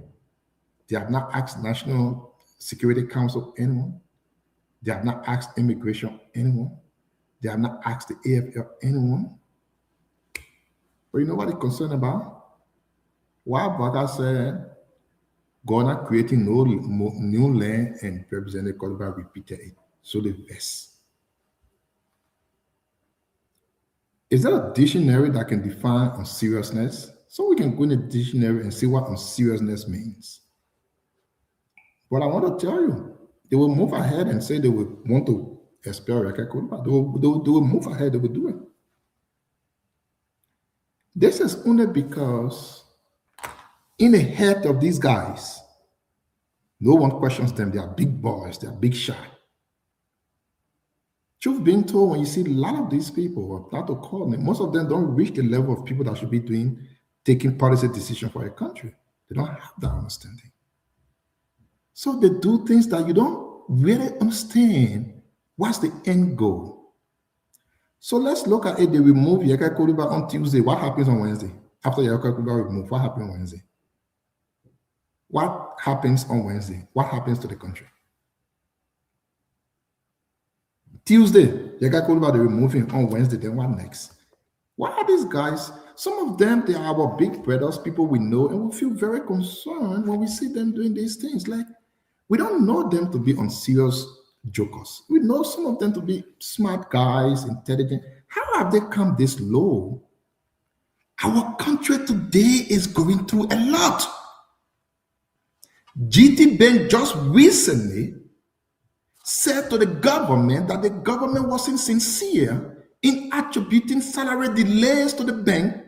The legislature did not care to ask, why is the people's salary being delayed?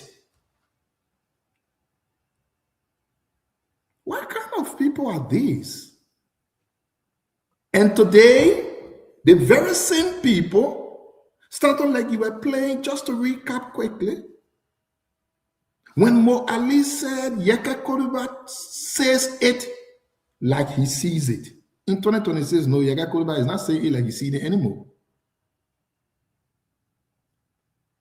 When the Mika boss comes and say you are method deranged if you don't vote for Yeka Koliba, in 2026, no, you are stable if you're not on Yeka Koliba side. When will our people get to see through the lens that these people are only concerned about themselves, not the country? Today, what matters to Liberia, the pressing issue Liberia get now, is to remove Yeka Koliba as a representative. The most important issue for Liberia, what Liberia needs to solve today, is Yeka Koliba. I'm sorry. I'm sure our people cannot wait for 2029. I know the mistake they made on the grass of lies will not be repeated. Today, I can tell you. Let me hold you there. I know we got to run. We got 30 more minutes. We'll still see another 30 minutes because we got to hit the Putu Mountain and that of the other two stories. But let me hold you there very quick. And to all Liberians, so Councillor is not here. Hope to bring him back. Do the lawmakers call themselves back? Do they call themselves back? Yeah, Article exactly where we are going to end. Article 32B said they can record themselves. No. I want you to please, let's take it easy now. We got the branches of government, right? The executive, judiciary, and the legislature. Do the legislature call themselves back? Yeah. Dr. Josh, do they call themselves back? Yeah, Article 32. Article 32B. If they call themselves back, do they receive pay? Who pay them? That I'm not clear, but I think the government paid them when they record themselves. Because Article 2B gave the president of Liberia then. No. I'm talking about the president, man. But you got I'm telling you now, Article 2B gave two reasons why the legislature can be recalled: by the president of the Republic of Liberia and by the request of a majority of the members of each house. And by that request, do they get paid? I believe so. Councillor? No, it's not by the request of the majority, it's 1/4. 1/4 of the membership of each house can request the recall of the legislature. In most instances, what I know from the 15 years I spent there, that is like free. So if there's any money. So the reason why I'm asking, technically we have Snow here tomorrow, Snow will come on the show. If President Barker is calling the lawmaker back, he didn't really know why he calling them back. Is to remove Yeke. One of the things that he has said that is on the agenda and he knows they come to do it, and therefore he calling them back for that. Is this at the will and pleasure? Is okay by the president? that y'all will come back, and Jacob, I don't know whether you have spoken on Emmanuel, that y'all will come back and then you'll find a way, let's get rid of Yeke. Who called in the shot to bring them back? Dr. George, who called in the shot? Yes, from what I'm seeing, and let me start first by being clear on this whole situation. I think with the Prophet Key case and now with Yeke, freedom of speech seems to be under attack by leadership, both at the level of the judiciary and what we're seeing in the legislature, and by the request of the executive, because the Inspector General of Police works with the executive. From the document I've seen, I think it's a leadership meeting they're having to have this conversation. So they are not recording the entire legislature, but the leaders are meeting and they are having conversation as to what the next step they would like to take. But I believe at this time, when we need all the money we have to pay our attention to the situation at the border, when workers, government employees are not being paid, I think we should put our energy not on Yeke, but on the situation we have at the border to try to solve that situation. That situation is far bigger than the words of Representative Koluba. And I have listened to the tapes, both the one that some of them pointing on when he spoke here on Spoon and the one out there. I think our leaders should learn from, especially the Unity Party. I think many of them refuse to learn from the leadership of President Ellen Johnson Sirleaf. Many of them work with her, but they refuse to learn from her. And hopefully they will get back their cars and go back to learn from someone who helped them through this process of understanding that in a democracy, people have the right to speak their mind. You can definitely use other methods to deal with this situation. What stopped the speaker from inviting Yeke to his office and say, look, let's have this conversation. This is what happened. I don't think you should be expressing yourself like this in public. I mean, do we have to spend taxpayer money to solve an issue that is actually not an issue? I think we should stop it. Doc, it's called ego. We should definitely stop this in our country. When we elect you to a position of power, we believe that you have the maturity enough to take criticism from external and internal forces. We believe you are at the level to be mature enough to be able to have conversation with your colleagues. Everybody don't have to agree with the situation at the border. Everybody don't have to agree with the way the government is handling the situation at the border. And every one of us cannot see this thing from the same point of view. If we all are seeing things from the same point of view, then there's a serious problem in our country. And there's a serious problem in leadership. So hopefully we are mature enough. But this meeting, as I see, is a leadership meeting. And I hope... Yeah, but here's the issue, though. Jacob, you have not spoken yet, have you? No. Jacob, I want to come to you because this is very, very important and good to have our brother Gray on. I'm kind of like... Yeah, let me just lay it out. Then you can go ahead. Do you think President Joseph Mbaka is aware that under this recall to bring the lawmakers back is for them to remove Yeke? And if he's informed and aware, though, what I'm hearing right now from our sources, you guys have received the first 30,000 each. The first 30,000 each they have received today.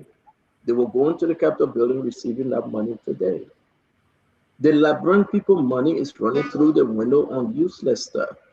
And this is very, very embarrassing, Jacob, that the people are suffering, but it should be all about the lawmakers. You think President Mbaka is fully informed that we're giving them 30,000 each, that they come to remove Yeke and he's okay with it? Is this the rescue? To just talk to me, Jacob. It's getting bad in our country. Yeah, it is. No. The two quick points I would like to make, and I would just like to probably just pick up from what you just landed, or in terms of the main things we should be focused on as a country. Electricity. Mohammed Sharif went down there. The Unity Party on the campaign trail in 2023 promised that they were going to fix LEC. and the Weah government was incompetent. They were not able to fix electricity. They were going to fix it. We are in year 3. The results is proving that LEC is a huge, huge disaster, a huge mess right now. Where I stay, and many other areas I've been doing the research, we are receiving like maximum between 4 to 5 hours of electricity for over a 24-hour period. The whole LEC group has even put their hands up in the air and said they're not able to deal with it. But we're not getting to the LEC story yet because we want to do it tomorrow. Check me, chill. Let me finish. My time finish or something up. I'll have no problem with it. But I was just saying this point to say that those are the real issues we need to face with LEC. No electricity, no job in the country. Cost of transportation gone up. Petroleum price gone over $5 and more in other places. A lot of hardship in the country. And instead of us taking up those issues as a country, and the rescue government is going to, it's in the test year now. They have almost like delivered on 0 of their campaign promises. And instead of investing all of the energy in trying to take on this real issue that will benefit the Liberian people in general, they're wasting our time trying to run behind Yeke or trying to. Now, you see, Senator, we're having a dialogue and a discussion about Prophet Kide last time. Not to say I agree with Prophet Kide, and I repeated that over and over, whether his style, the kind of words he used in public discourse, we don't agree with it. But the reason why we're talking about the slippery slope argument, the possibility that trying to restrict the free exercise of speech is a tricky road and it's a slippery road. That's what we said. Now, you see where we're going to now. The legislature is now finding the reason now. It's an Alabama excuse to try to get our settled political score with somebody they don't agree with. And just saying, oh, because they made a statement about a potential crisis at the border. And you see the direction we're going into now. So that's why in democracy, enormous care is taken to not try to take any action that will appear like trying to control or to dominate the exercise of free speech in a democratic environment. Now, if we go to Geket now, for me, the legislature, I told you, 90% of all the members of the legislature should not even be there. There are only very few people in the legislature that I respect. I will always call my political leader Musa Billet and a few more people. They can do anything. They can remove Yeke tomorrow. I'm not going to be surprised by that action. But I'm just telling you the direction in which this country is going into now. And I think the Unity Party, I'll make the last point now, okay? And I think the Unity Party is showing terrible results in terms of handling dissent and in terms of handling free speech. Ellen did a great job with that. It seems like, I don't want to say it seems like George Weah did a way better job with that because we did not see George Weah trying to clamp down on people like Costa or people like Prophet Key or people like Yakeda who had those kind of vitriolic speech over the period. And now the Unity Party is here clipping everybody wings who they seem have a kind of speech that they don't agree with. And I think we're heading towards a very, very dangerous path in this democratic process. And I'm very worried about it. Thank you very much. I think we heard from everybody. See, 110 seconds before bringing Conor Gray, the council group. So Stanton, you can see that the issue at the border doesn't seem to be much of a concern to the leadership, because you see business on speakers' desks. Normally, in the regular agenda of the plenary, the first items that will be there will be communication from the office of the president. So if you are discussing about probably wanting to come back, which I don't see it yet, it's the leadership meeting, or you're discussing on things, what are the serious issues now in the country? Very serious issue. You're talking about the border. How can you try to fund the national security, the military, and to go to the border, the immigration to go to the border, so that when you provide the money, the president, because maybe that's the only reason why the president just cannot give an order. Maybe, I'm just saying, that the military should go to the border.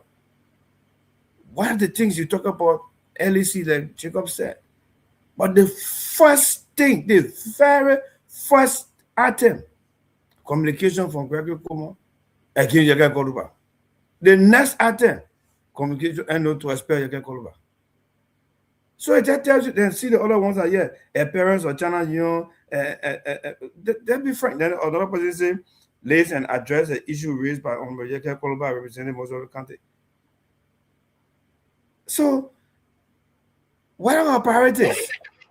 Thank you. We thank you. We got to push you in with few minutes to go. I beg you. We'll continue with let me bring you in, Colonel Gray. It's good to have you. You know, though you're here late, but let's hear you, my brother.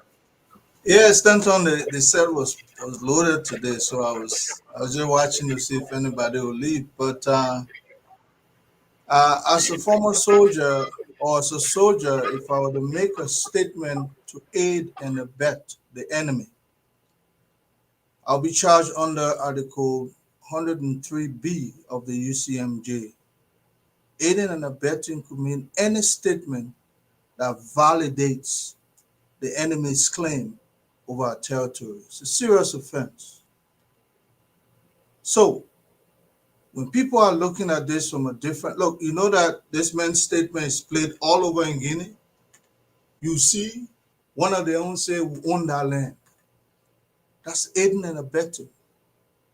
People are not looking at it that way. We're all concerned only about politics. Look, freedom of speech has limitations, especially for officers of the law. Yeka Koluba is not just an ordinary person, as Dr.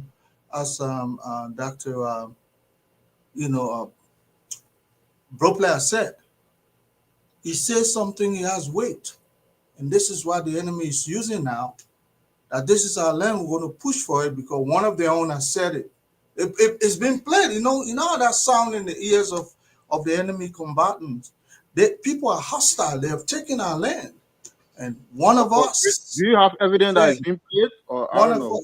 Evidence. No. Jacob Jala, just give me a minute. I'm just saying my own. And the thing about it is, if they don't play it, then it's at their behest. Well, it's been played. What are you saying there now? No, it's been played. That's why I said, don't trust me, my brother. You guys have sugar-coated this, but not only the man is playing word gymnastics. Yeah. Here's the deal. Not only Yeka should be expelled, should be prosecuted for aiding and abetting the enemy combatant. And I hope that takes place. I'm wishing for that. Yeka has been saying loosely stuff that he had no business saying. He has crossed the path. And you know he's going to be kicked out of the house. That one there, not even someone who can ponder over. Let him go advocate now when he's free as a civilian. Then we can prosecute him for aiding and abetting the enemy. Yeka needs to serve some time for this loose and reckless statement he made to aid and abet the enemy combatant. Stanton, one question for Remy Gray, please. One question. Remy, yeah, very quick. Has the government of Liberia declared the Guineans enemy? Yeah. I want to know whether at any time, in any publication, in any statement, the government of Liberia has declared Guinea to be an enemy to Liberia because of that situation. And enemy forces. Hey, my man, don't. Let me ask you. I'll give you the military definition of an enemy. When somebody definition, you military man. What? Okay, give me the answer. When somebody enters your land with weapon and declare a portion of your sovereignty as theirs, that is an enemy, my friend. Go find the law. What did the government do when you on this? The government have not called them an enemy. So that's the issue.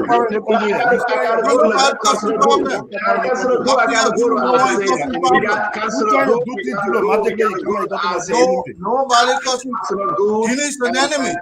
And Colonel Gray, we got to go. I beg you, Chief. I beg you, both of you guys. The government will not take that position to call the Guinean enemy, Colonel Gray.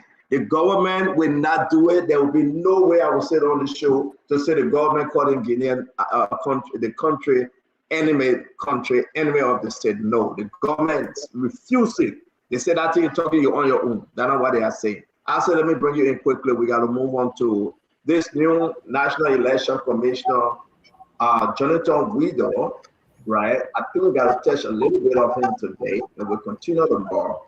It will surprise you that Jonathan Widow was in the war room of Unity Party. Jonathan Widow, again, we begin to do our research. He was one of those that were complaining. They were Eto Brown Lasana, he and Famoyan, and we'll go all into that. We'll share the story with you guys. This pick here, wherever he's from, he was defending the vote for Lofa County. He's on record. We will play his clip for everybody to hear. Is this a safe pick for Unity Party or for the country? Again, the person that will be replacing the Eto Brown Lasana, this appointment, this nomination will be looked into. Isaac, let's get back to the Yeket issue, and Yeket will close us on his issue. I am deeply concerned whether President Baga is fully informed that they are coming back to remove Yeket, whether the president is okay with it, because he met the president's approval to remove Funati Kofa. That is not a lie. It is written on stone. The president endorsed the regime speaker, Richard Kuhn. It met his approval for Funati to be removed, and he was removed. So is the president calling for Yeket to be removed? That's why he's bringing the guys back to spend $3.8 million. Is that what the president calling for? This is huge. This is very serious, and we need to let the Liberian people know. Isaac, close up on this one.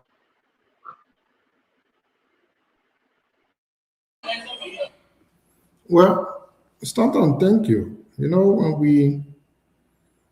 we come on the show and we decide to talk, apparently we got to expand our knowledge. And the thing I want to talk about was exactly what Reverend Councillor Lafayette Gould placed just right there. We need to start asking people that come to brag every day about certain position and certain experience. Because if people keep saying questionable things, then we are concerned.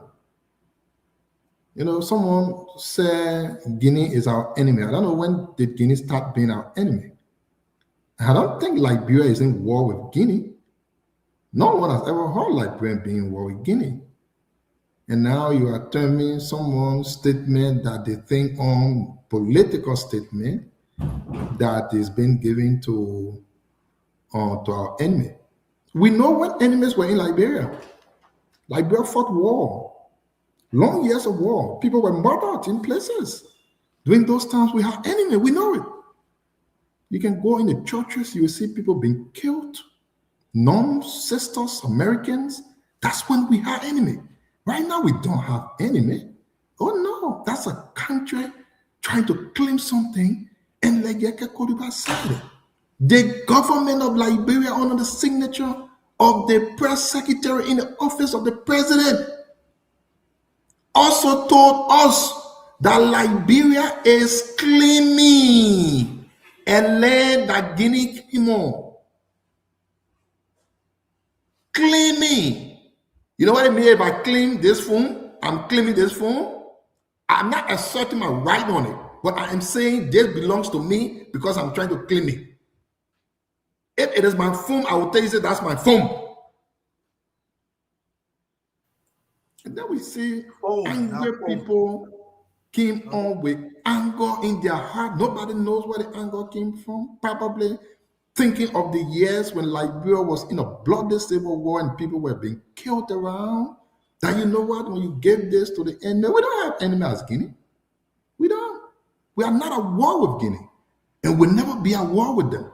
The time for war has all gone. If anybody think you will be powerful because of war again, no, you will not be. You will only be powerful with your intellectual capacity now. That time where we hold gun and kill people from churches and places, that will not come back anymore. So when we are talking about expelling a lawmaker, my people, let it be on a genuine basis. Let it be on something that makes sense. Let it be that the country is indeed at risk. Yeah, he said it now. What has happened to Liberia since Yeke came and spoke? What happened to Liberia? What happened? What went on anyway? I don't know. We should be a country so serious. I don't think we should be joking. United Party campaign and said we're coming to change things in the country. I don't think this is how Let me hold you there. It will be very fair. While we close on the show with 9 minutes left, everybody, Becky will continue with this again tomorrow. But this nomination that was put out today by President Bouakai is concerning. And listen, it's up to the president and the Senate to confirm the individual. General Guido at the time questioned the first round result, 2023. He questioned it, claiming that President Bouakai won the first round. We just played a tape here from Josiah Jokai. And this is a man now stepping into the seat because the Director Brown left and saying he believed that President Bouakai won the first round without no evidence that he won the first round. No one won the first round. No one, without anyone, small evidence. Let's listen to part of this. It's all online, but let's just listen to this one. He was one of the war room technician during the election. You know that war room that made America wanna cry? He was one of those, Jonathan Widow. So let's listen to him briefly. In the county of NAFA, where the standard bearer of the UP Airline come from, the United Party won more than 70% of the vote. They swept the districts of Salaye, they swept the district of Jozo, they swept the district of Bonjama, and swept the district of Kolahu. The only contest is in Foya, the flag bearer who, where the difference is about 3,000 different between the both parties. That is it. In Bon County, which is another populated county, UP and CDC are at the top, neck to neck. It is assumed that at the end of the day, when all the districts are clean and the precincts are reported, UP will have a slight lead, according to the statistics we have. Who won the election in Bon County? From Bon County, who won Bon County? The first round and the second round, who won Bon County? CDC. Anybody remember?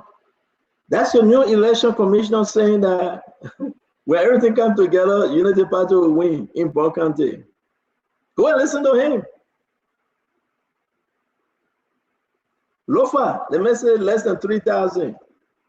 Go and look at the result. You know what? We're on the show, we begin to just research this guy as fast as we can. But tomorrow we have a full conversation on him, right? What really Unity Party won and what really Unity Party is doing? That is so concerning. But where is he from? I don't know where he's from. Somebody help me. His name is Widow. Maybe tomorrow somebody will tell where he's from. Is he another He's from Lofa County. He is a trap man of President Bouakai. You know, let me say this to you. This thing, I think will answer my question. This thing here, right? It's getting to be the normal culture under this government, Russell. That Joseph Yema Bouakai, the president, got no other place to think but Lofa. That everybody in key position must come from Lofa. And we'll talk about this tomorrow. If this is not concerning, the president believes that for his finance minister, Lofa, his bank governor should be for Lofa. He feel comfortable, nothing outside of Lofa. LRA boss Lofa. Now National Election Commission Lofa. Every good thing must come from Lofa. Then President Bouakai will be comfortable. But I remember tomorrow. That close the show. I didn't want to say to you guys about Putu Martin. We got a lot of document on Putu Martin. And I will be very frank with you. You got 3 companies, and I want to bring in the name Drew Mason. If anybody knows Drew Mason, they'll tell you tomorrow we'll talk about him about the Putu Martin issue. Yeah. The Putu Mountain is huge. I think No, we should just. I'm not going there. I'm brushing off and setting the stage for tomorrow. That I'm about to say we should do that tomorrow. Yeah. We will. No, I can't go there now. Hey, the problem, I think I get plenty. I just want to call the players that involved with Putu Mountain, right? You got one company from Dubai, one company from India, and one company from Liberia. But you have Liberians there fighting against the Liberian company. Liberia, listen, our country, if we are not careful, we will go back another 50, 75 years. Or Liberian company, put a hand up and say, I won't be. You remember the yellow machine thing? No, I'm going there. Jeremiah Kuna, my man. So maybe also will get better with that business. But you remember the yellow machine thing? My man, Jacob, what you doing on our computer or whatever, man? Jacob, we will close with you. You got to go. We understand. But that's okay if you got to go. We know we got 3 minutes. I want to close with you, but it's okay. We have a good night. We'll see you tomorrow, Chief. I know Dama is there. Just leave everything as it is, my friend. Just forget it. We got it. Here's the issue. Make no mistake. And it is indeed very interesting. You want to hear the Putu Martin story. You got one company in Liberia put their hand up and say, we got the money. The government is asking for over $40 million. The company have LC from International Bank. The company have good record, everything. But you got some Liberians saying, no, the Russians say they don't want to do business with our company. You got Joe Mason, you got Walter McCarthy, and I will name all of them to you. 3 different sets, like a triangle, 3 points. I must discuss this tomorrow. We don't have the time. But you want to hear about Putu Martin. So what become of Putu Martin? The biggest than Asara Mitai. What become of Putu Martin? We talk about hundreds of millions of dollars, if you not take careful, billions of dollars. Are we going to give Putu Martin to Indian people again? Are we ready to give Putu Martin to the Arab people again from Dubai? What really do Mason want, if you know him? What really Walter McCarthy asking for, if you know him? I'm calling these names, and I will tell you about them tomorrow. Who are involved? The president and Sir Jeremiah Kuhn, the vice president on that project. He said, find an investor and let's reclaim this project for Liberia. Who bringing in hundreds of thousands of employees? Who bringing in over $40 million? Are we going to outsource? Are we going to give it a foreigner? Are we going to sit there and be backer and ask for $200 million for 25 years? Is this the new Liberia? But I want to say to all of you, may God bless you. May God keep you. And we should fight continuously, never give up for a better Liberia. Yeke, as always, thank you for coming. We're going to hear you again tomorrow. We're going to follow the process. You say observe the process. We'll observe the process. We'll follow you. And again, we'll make our case that the booklet, you're quite correct. We cannot get into it. My good friend, thank you very much. Sorry that we missed you. We left and you came late. You couldn't book that flight. At the time we left already, that's a booklet. So I would say on the show, maybe you went somewhere else and you told your wife you were coming to me Sunday. You never came to me. I didn't see you. But we respect you. Me and my wife are together. I'm man, Lafayette good, no closing. We're doing a closing here. We see the markets. It's always good having you. Thank you. Yeah, because it's 12 a.m. and we got to shut down. As it do, as always, my brother. Thank you for coming. We appreciate the corner at Robin Gray. It's good having you on tonight, brother. Thank you. Y'all have a wonderful evening. Till we meet again, all of you guys, we love you. You miss us, and we miss you likewise. We will be here again tomorrow. So great we get again. Samuel 12, photo Samuel 12, man, it's crazy. Samuel 12 say he winning. I don't know if I can say he winning, but join us tomorrow. Sir Joseph is a new political leader on the Black PAP had a convention. Sir Joseph was super today. I spoke to him. He will be coming on the show pretty soon to talk about PAP Diamond. Again, we're going to say yes, they put tomato in question. Jetty, Robert Jetty say will be making, and Uncle Sam. Probably they will call Uncle Sam tomorrow and Gregory Kuma will speak. Diamond, that girl story never finished. I want to show you something, but get off camera. Let me show you something. Who here with 10 people again? When you get off camera, I'll show you why I gotta show you that one. You will be having pressure in your sleep. Your head will be beating. Why you won't get poo? Because you be there, see no taste, smell no taste. So, no problem. Don't worry. Man, I see you later. Have a good day to all our followers. We love you, but God love you the best. See you guys tomorrow and have a good night, Damo. Thank you. All right, folks. Thank you so much for watching. Thank you so much for listening. Remember, if you can play salsa, don't play salsa. Stick to your area and have for yourselves a good night. Those of you in Liberia, pleasant day, whichever part of the world you are. On behalf of the entire production team, it's a wrap. Yes, sir. A special one from the CEO, stand coming with the spoon, and your boy right at the South. To get your information,